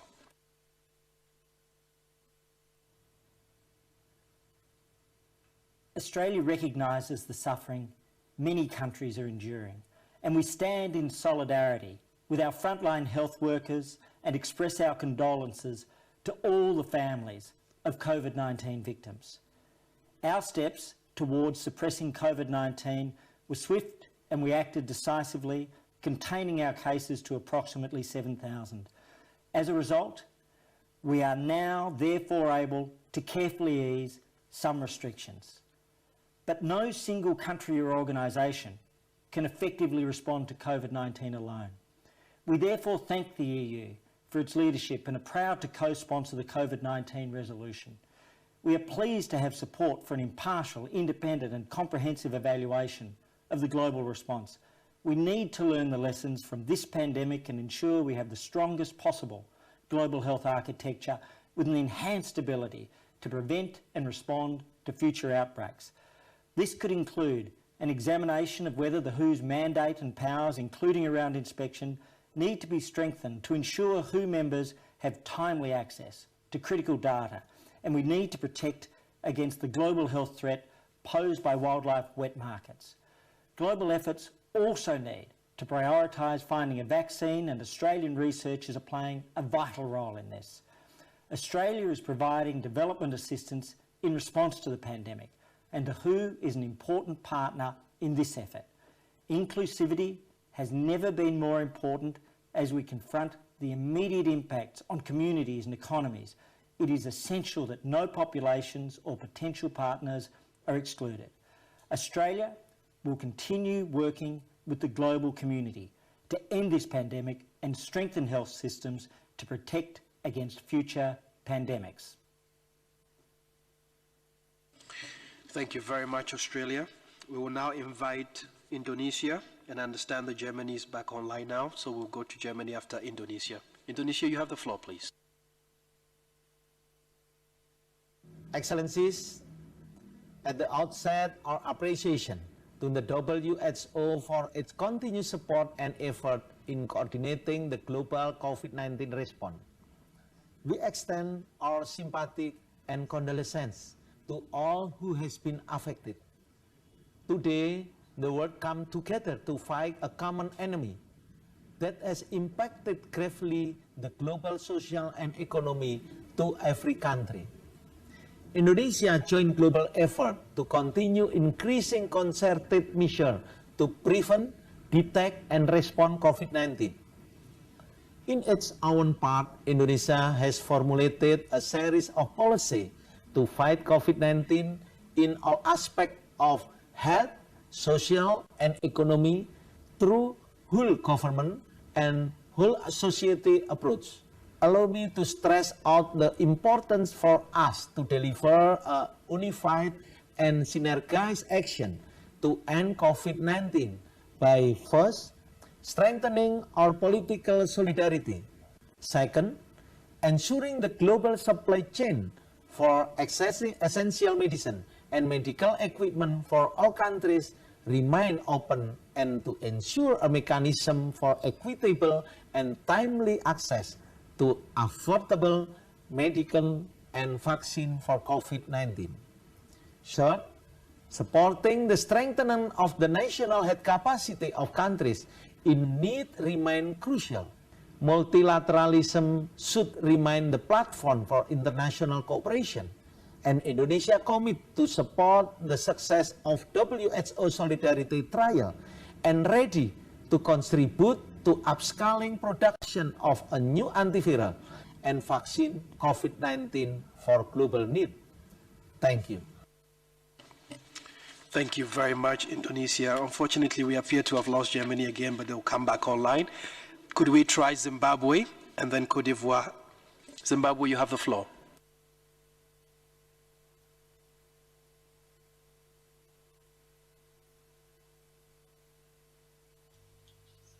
Thank you once again, President of the 73rd World Health Assembly, Ambassador and Permanent Representative of the Bahamas, Her Excellency Mrs. Kiva Bain, the Director General of the WHO, Dr. Tedros, distinguished guests. Let me begin by congratulating you, Madam President, and the Bureau on your election to preside over these proceedings. Allow me also to express our sincere condolences to the families who lost loved ones to COVID-19 and our solidarity with all countries. Zimbabwe commends Dr. Tedros, the whole entire WHO staff, and the global health workforce for their hard work. In response to the COVID-19 threat, our President, His Excellency, Comrade Emerson Mnangagwa, declared a state of national disaster on the 17th of March 2020 and announced the postponement of major national events and discouragement of travel to and from high-risk countries. Zimbabwe recorded its first COVID-19 case on 21 March 2020 and introduced a national lockdown on the 30th of March 2020. We have recorded 46 cases, 18 recovered, and lost 4.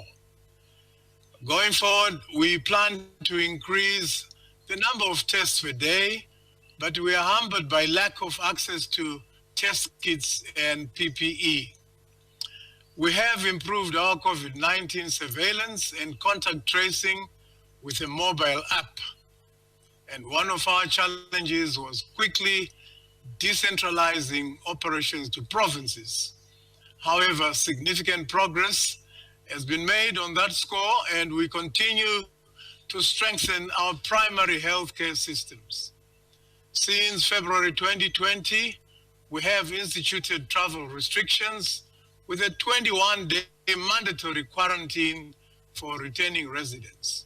We continue to strengthen our public health rapid response teams to conduct case investigation and screening of contacts and high-risk groups.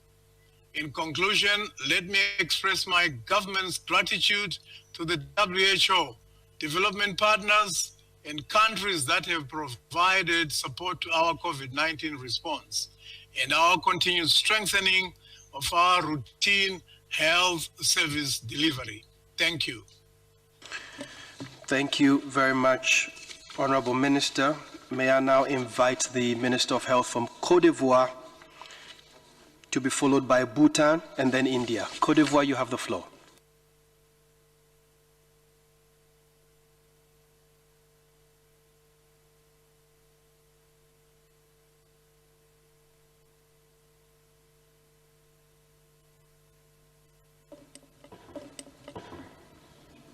Honorable Minister, we don't seem to have a sound. We will come back to you when your sound is a bit more audible. Could we now invite the Minister of Health for Bhutan to be followed by India? Thank you. Bhutan, you have the floor. Bhutan, you have the floor. Thank you.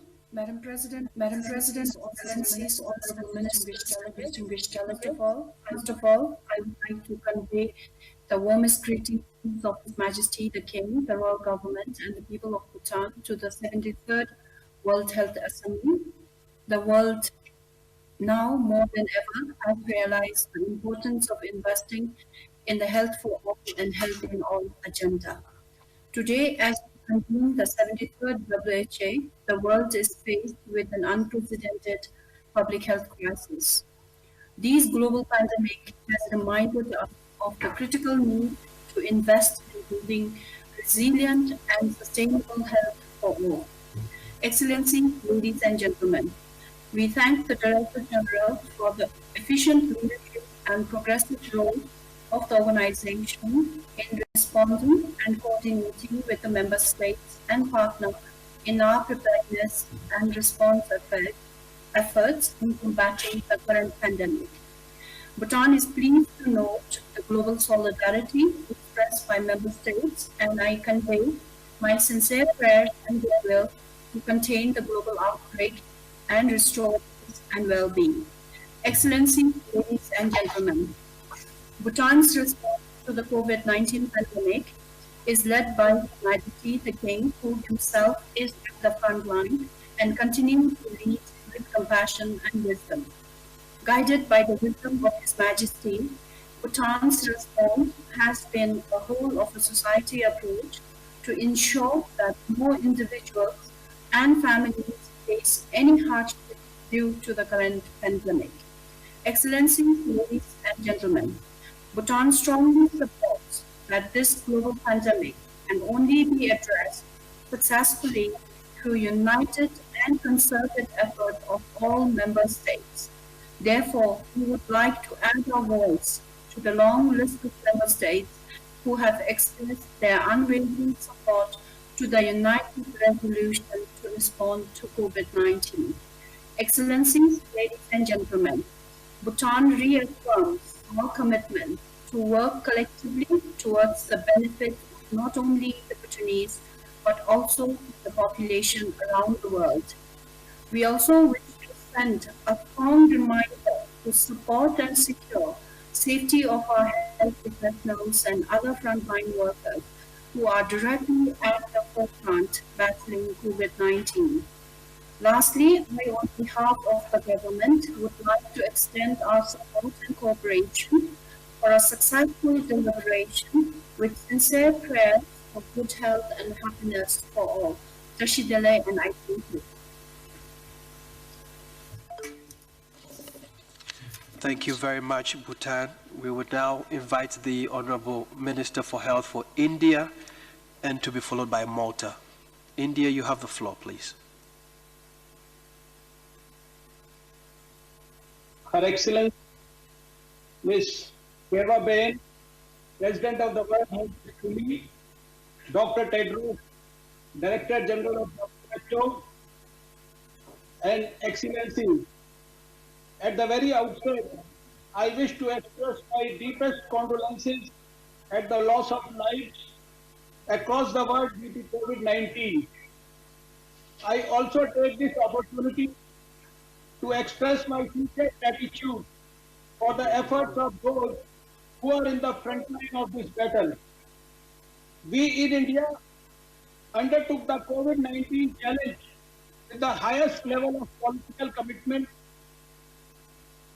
Our Honorable Prime Minister, Shri Narendra Modi, personally monitored the situation and ensured a preemptive, proactive, and graded response, leaving no stones unturned to contain the deadly virus from spreading.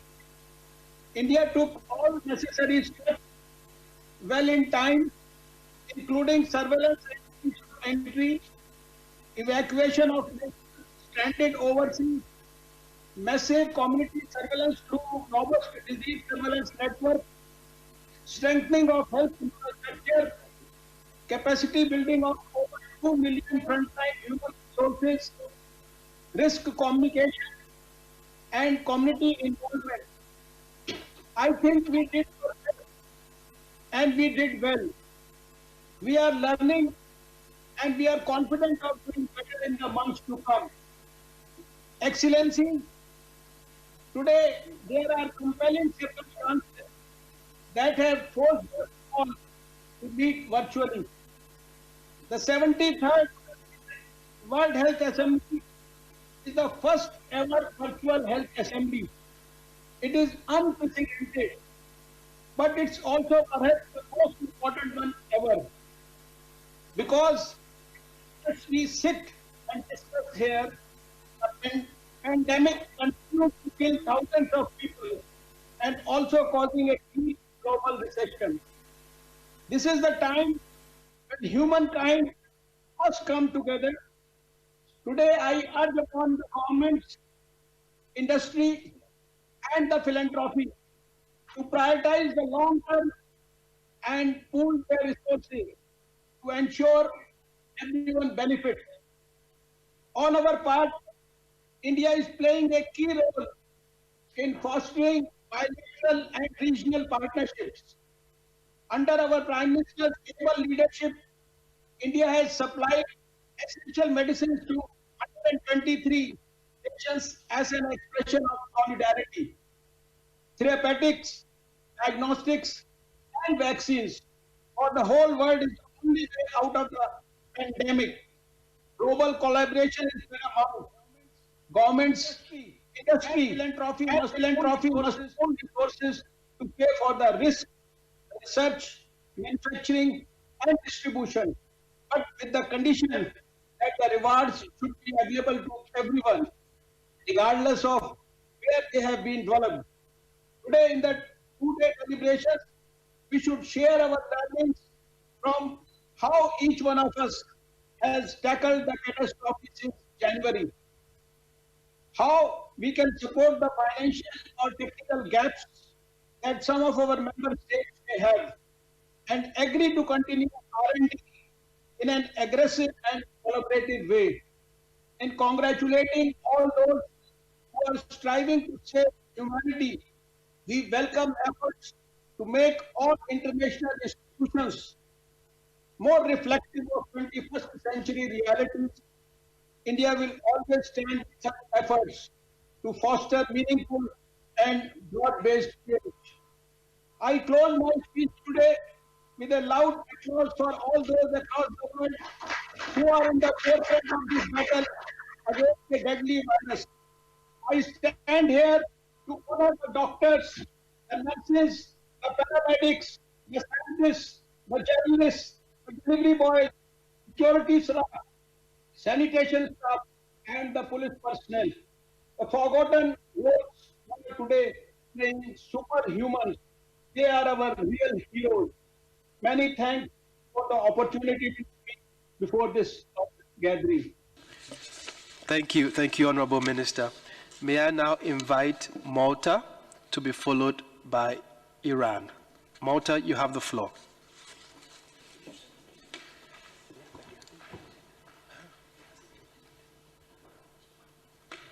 General Director, good afternoon.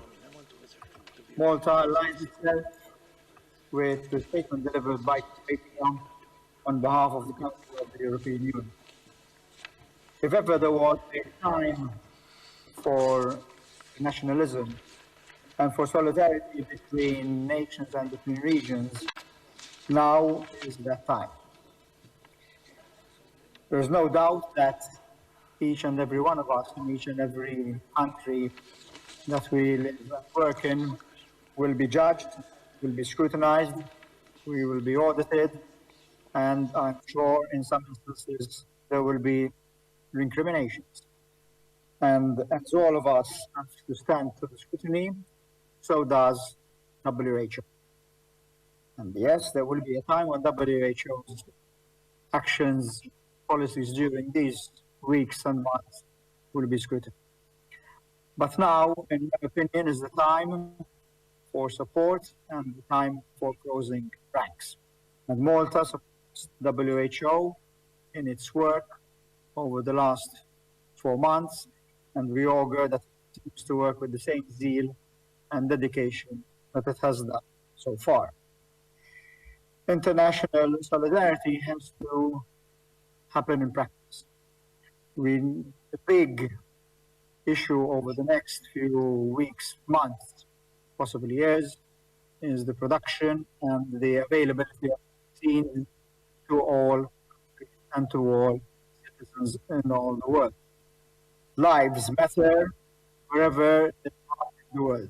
Therefore, it is absolutely essential that there is no part of our global society which is excluded from the availability of vaccines and when they are.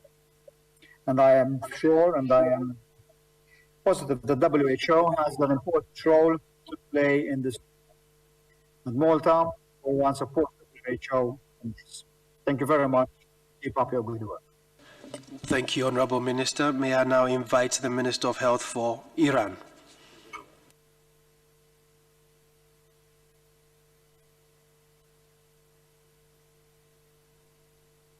For the mobilizing and coordinating our collective battle against the COVID-19 pandemic.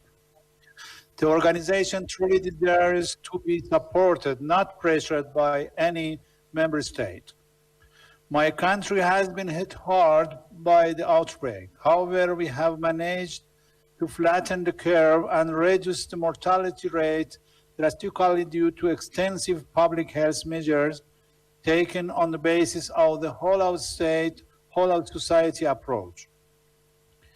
In our ambitious national campaign to curb the virus, more than 78 million people were screened using our strong PHC infrastructure in a stepwise referral system, which resulted in dramatic reduction in hospital admissions. In second round of screening, 22 million high-risk people were targeted. We provided equal care for all based on needs, including elderly, poor, and even refugees. We expanded our laboratory capacities to outpatient clinics, focusing on contact tracing, isolation, and early treatment. To avoid further damage to the economy, in the framework of smart distancing, we decided a step-by-step reopening of businesses. I would like to underline the critical importance of global solidarity and international collaboration to overcome the pandemic and to ensure timely, affordable, and equitable access to medicines and vaccines. Unilateral sanctions are inhuman impediments that inflict unnecessary suffering and pain. The US must be held to account for its ever-intensifying genocidal sanctions against Iranian and other affected nations. The year 2020 is named the year of nurses and midwives, and I would like to commend all frontline health workers, particularly those who dedicated their lives to save COVID patients. Thank you for your attention. Thank you, Honorable Minister. Madam President, we've now moved into the second session that we had made inscriptions for.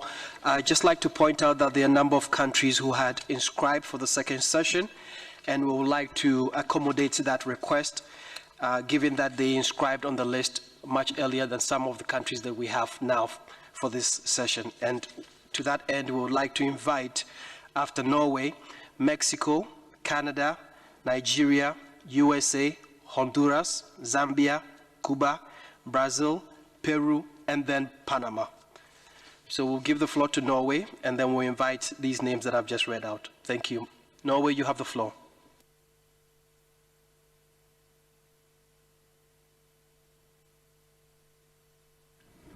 President, we are amidst one of the worst crises of our time.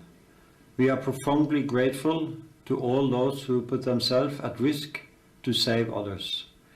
We must remain focused. We must uphold health and human rights while minimizing effects on the economy and social well-being. Afterward, we must evaluate and improve. The World Health Organization has Norway's full support. President, crisis worsens existing inequality. We must therefore protect the most vulnerable and honor humanitarian principles. We must ensure access to essential health services, including sexual and reproductive health service, Keep addressing non-communicable diseases and violence and abuse. We will leave no one behind. It is our shared duty to contribute to the rapid development of a vaccine and to commit to making it global, accessible and fairly distributed. Norway, as a co-lead for the COVID-19 Global Summit, is dedicated to work with others to realize this goal. To prepare for future outbreaks, all global health actors should contribute to strengthening health system.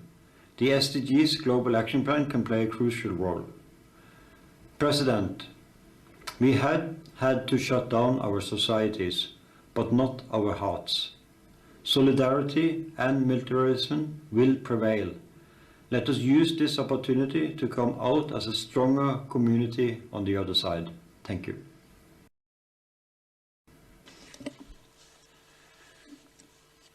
Thank you very much, Honorable Minister. May I now invite Mexico to give their statement. You have the floor, Mexico.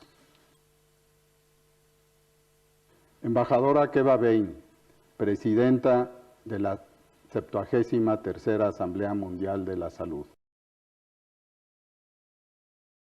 Adhanom Ghebreyesus, Director General of the World Health Organization, Minister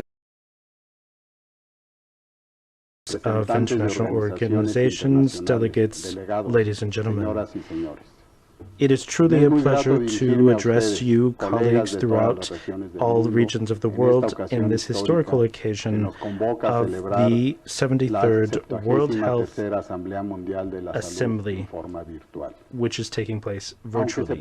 Even though we are separated in terms of space, we are closer than ever.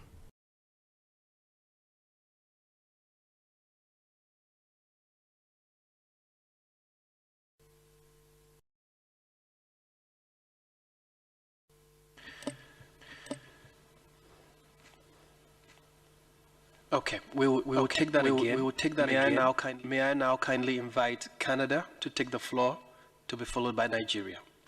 Canada, you have the floor, please.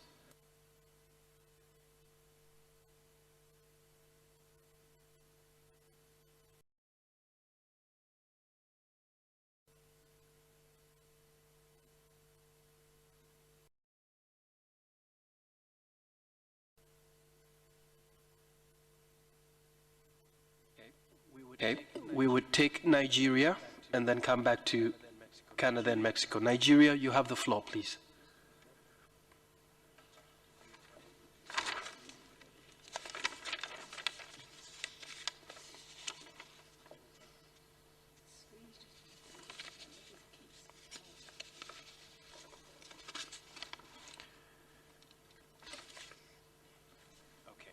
Okay, we don't have Nigeria. We'll come back to that country.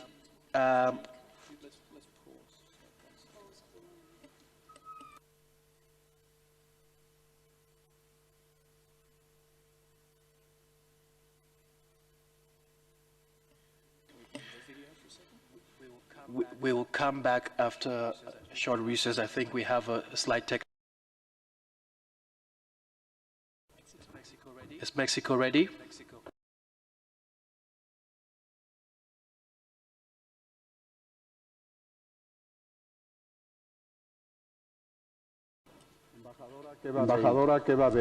Ambassador Keva Bain, President of the 73rd World Health Assembly, Dr. Tedros Adhanom Ghebreyesus, Director General of the World Health Organization, ministers, heads of delegation, representatives of international organizations, delegates, ladies and gentlemen, to address you, colleagues throughout all regions in the world in this historic occasion that is the 73rd World Health Assembly in a virtual form. Although we are separated in space, we are closer than ever with a common objective, facing the effects of coronavirus with health as at the forefront of our interests, beyond commercial interests, as well as protecting our health workers and preparing for what will happen afterwards. SARS-CoV-2 unmasked other similar pandemics or worse pandemics than the virus itself, such as overweight, obesity, diabetes, and high blood pressure. We cannot and we should not return to normal. We have to turn everything around, and there has never been a better time in history to strengthen our efforts in order to ensure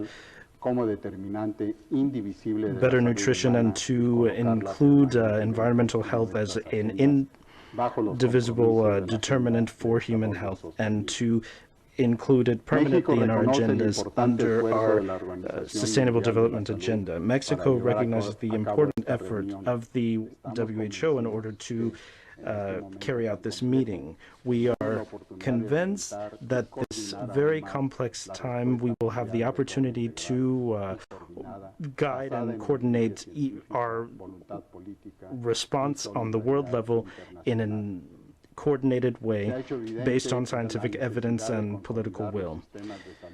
It has been made clear that we need to consolidate our healthcare systems. It has to be focused on people and guided by principles of justice and solidarity as a basis in order to guarantee health as a right without any type of distinctions.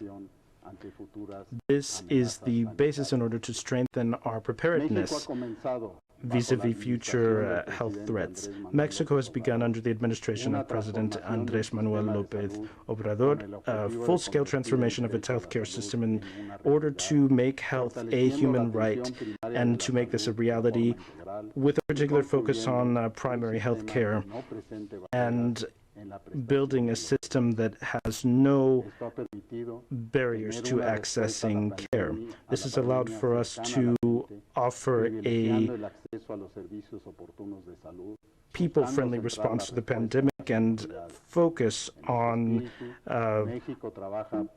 responding to communities. In this spirit, Mexico is working to respect human rights of the entire population by integrating gender perspective, and we must not allow for COVID-19 to be a factor for discrimination, stigma, or xenophobia, and thus affecting the most vulnerable parts of the population. Furthermore, Mexico would like to highlight the extraordinary work done by health workers to face this crisis. We think that in this year, which is the International Year of Nurses and Midwives, their central role in strengthening healthcare systems and reaching the Sustainable Development Goals, including reducing inequalities and ensuring access to health, is essential. Inequalities were also present in supplying medical supplies. This is why Mexico, aware of the principles of solidarity and cooperation as pillars of global action, submitted to the General Assembly a draft resolution in order to guarantee, through solidarity and international cooperation, access on the world level in a way that is fair, transparent, efficient, and timely to preventative tools, healthcare products, vaccines, and other necessary medical equipment in order to fight the pandemic. Under these same principles, Mexico is also participating in the solidarity exercise of the WHO in order to find an efficient, effective treatment for COVID-19 and ensure fair and equal access to that treatment. Mexico reaffirms its commitment and calls for us to continue cooperating in order to overcome this crisis and to strengthen the global capacity in order to face health crises in the future. We should all work together as one so that world health will be a reality for everyone. If we work together, we will be able to prevail. Thank you. Thank you very much. Thank you very much, Minister. We will now invite Canada to be followed by Nigeria. Canada, you have the floor, please.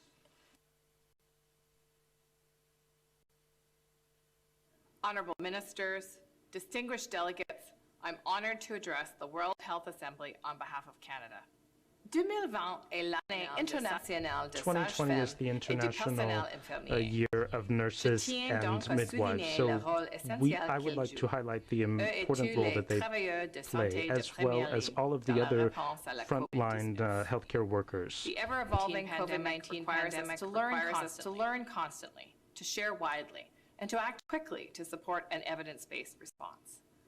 Global cooperation on health has never been more important, and that's why Canada values the leadership of the World Health Organization. Our institutions are helping us accomplish together what we cannot do alone. This includes collaborative research and development efforts to make a future treatment or vaccine available, accessible, and affordable. The COVID-19 pandemic has reinforced the importance of working together to build a global health community where everyone is included. A world where we are better able to support the most vulnerable and at-risk populations. We must do better to reduce inequalities related to age, gender, and income that have been intensified by this pandemic. And we must continue to address mental health and well-being. No one should suffer in silence. Strong and resilient health systems and primary health care help us to prepare better, respond more quickly, and recover faster. We can and we will learn from this pandemic, including through a comprehensive post-crisis review, to ensure we are all better prepared the next time. As we build a new normal, Canada is ready to do its part. Thank you. Thank you, Canada. May I now invite the US to be followed by Nigeria and then Honduras. United States of America, you have the floor.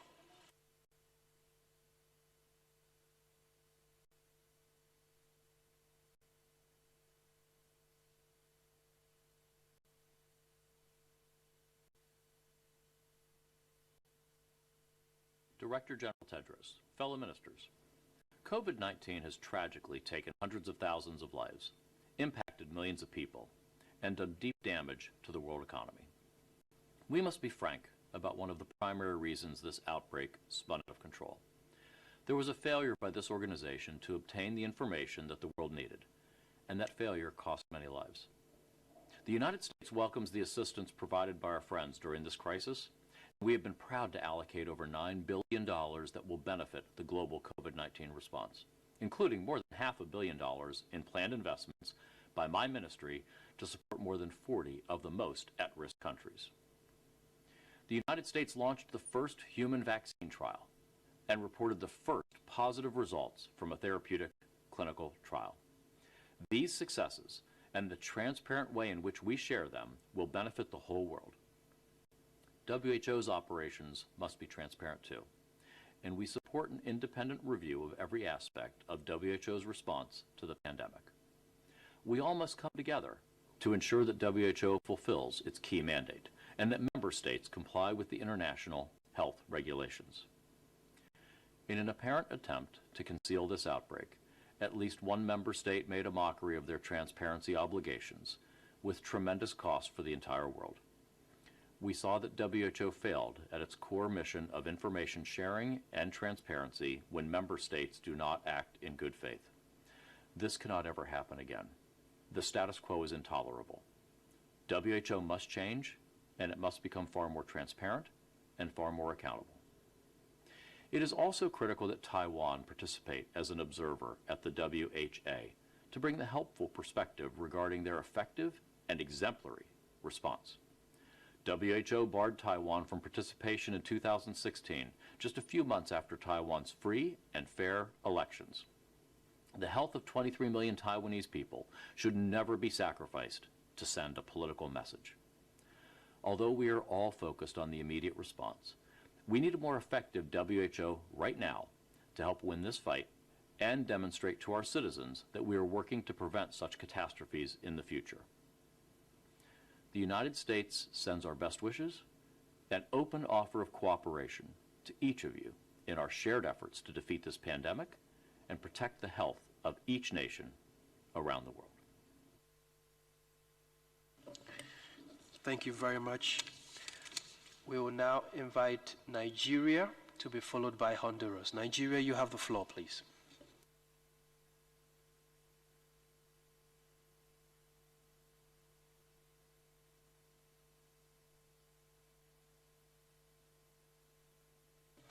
Nigeria. Honorable Minister, are you with us? Okay. Could we kindly move to Honduras, to be followed by Zambia? Honduras, you have the floor, please.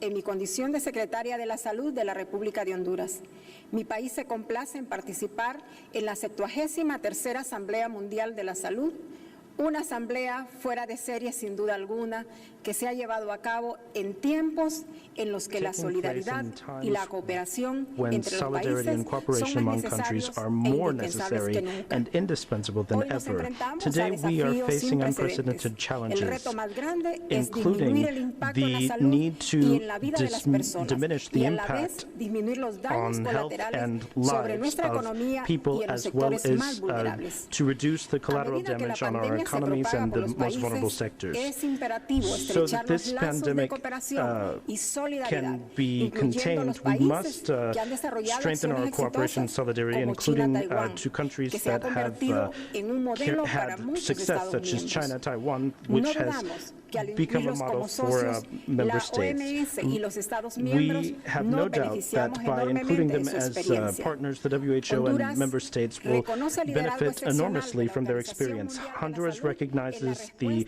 exceptional leadership of the WHO WHO in its response to COVID-19, since they worked hand in hand with us in order to deal with this tremendous health crisis. Every country should take advantage of our experience in order to build global responses based on our capacities and strengths, but also in solidarity and in a united fashion.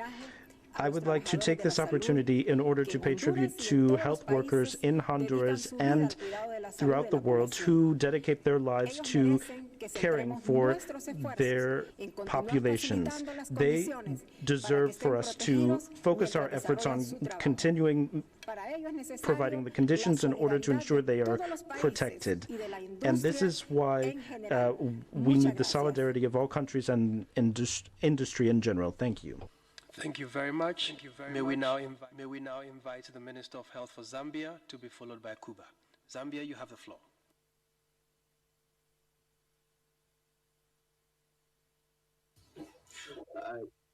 Mr. President, ministers, distinguished ladies and gentlemen, Zambia, the stewardship of the Republican President, His Excellency Edgar Chagolungu, has been her health system to reposition universal health coverage anchored on primary care. In this transformation agenda, public health security is a high priority for us and led to the birth of the Zambia National Public Health Institute, which is the technical arm that oversees the surveillance, epidemic preparedness, and response.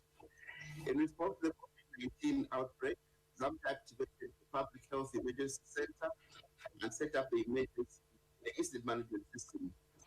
A COVID-19 response plan based on the whole government, whole society collaborative approach has been crafted that seeks the delicate balance between allowing key areas of the economy to run while abating a public health crisis.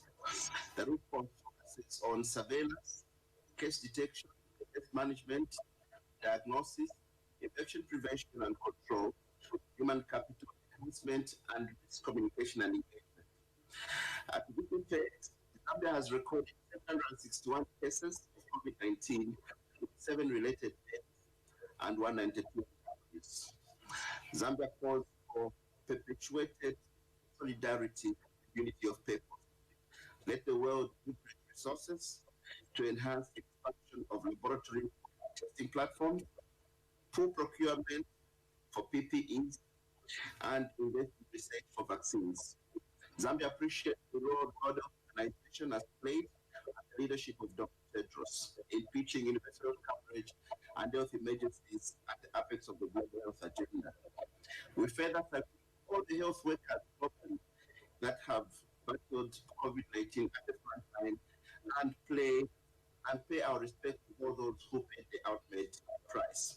Finally, Zambia reaffirms its call for health system strengthening, for universal coverage, and enhanced efforts to fight HIV/AIDS, TB, malaria, NCD, maternal deaths, and child deaths. Together, we can defeat COVID-19, push the WHA agenda, and make the world a safer place to live in. I thank you.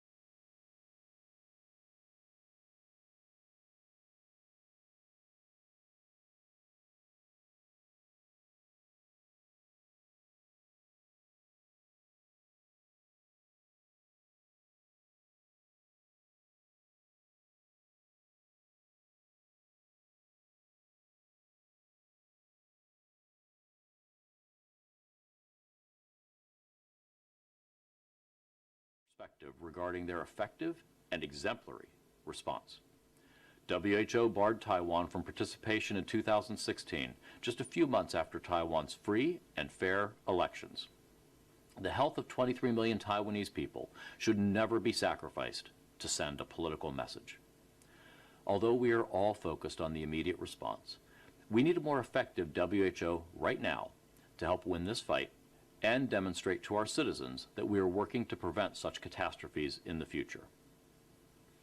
The United States sends our best wishes, an open offer of cooperation to each of you in our shared efforts to defeat this pandemic and protect the health of each nation around the world. Thank you very much. We will now invite Nigeria to be followed by Honduras. Nigeria, you have the floor, please.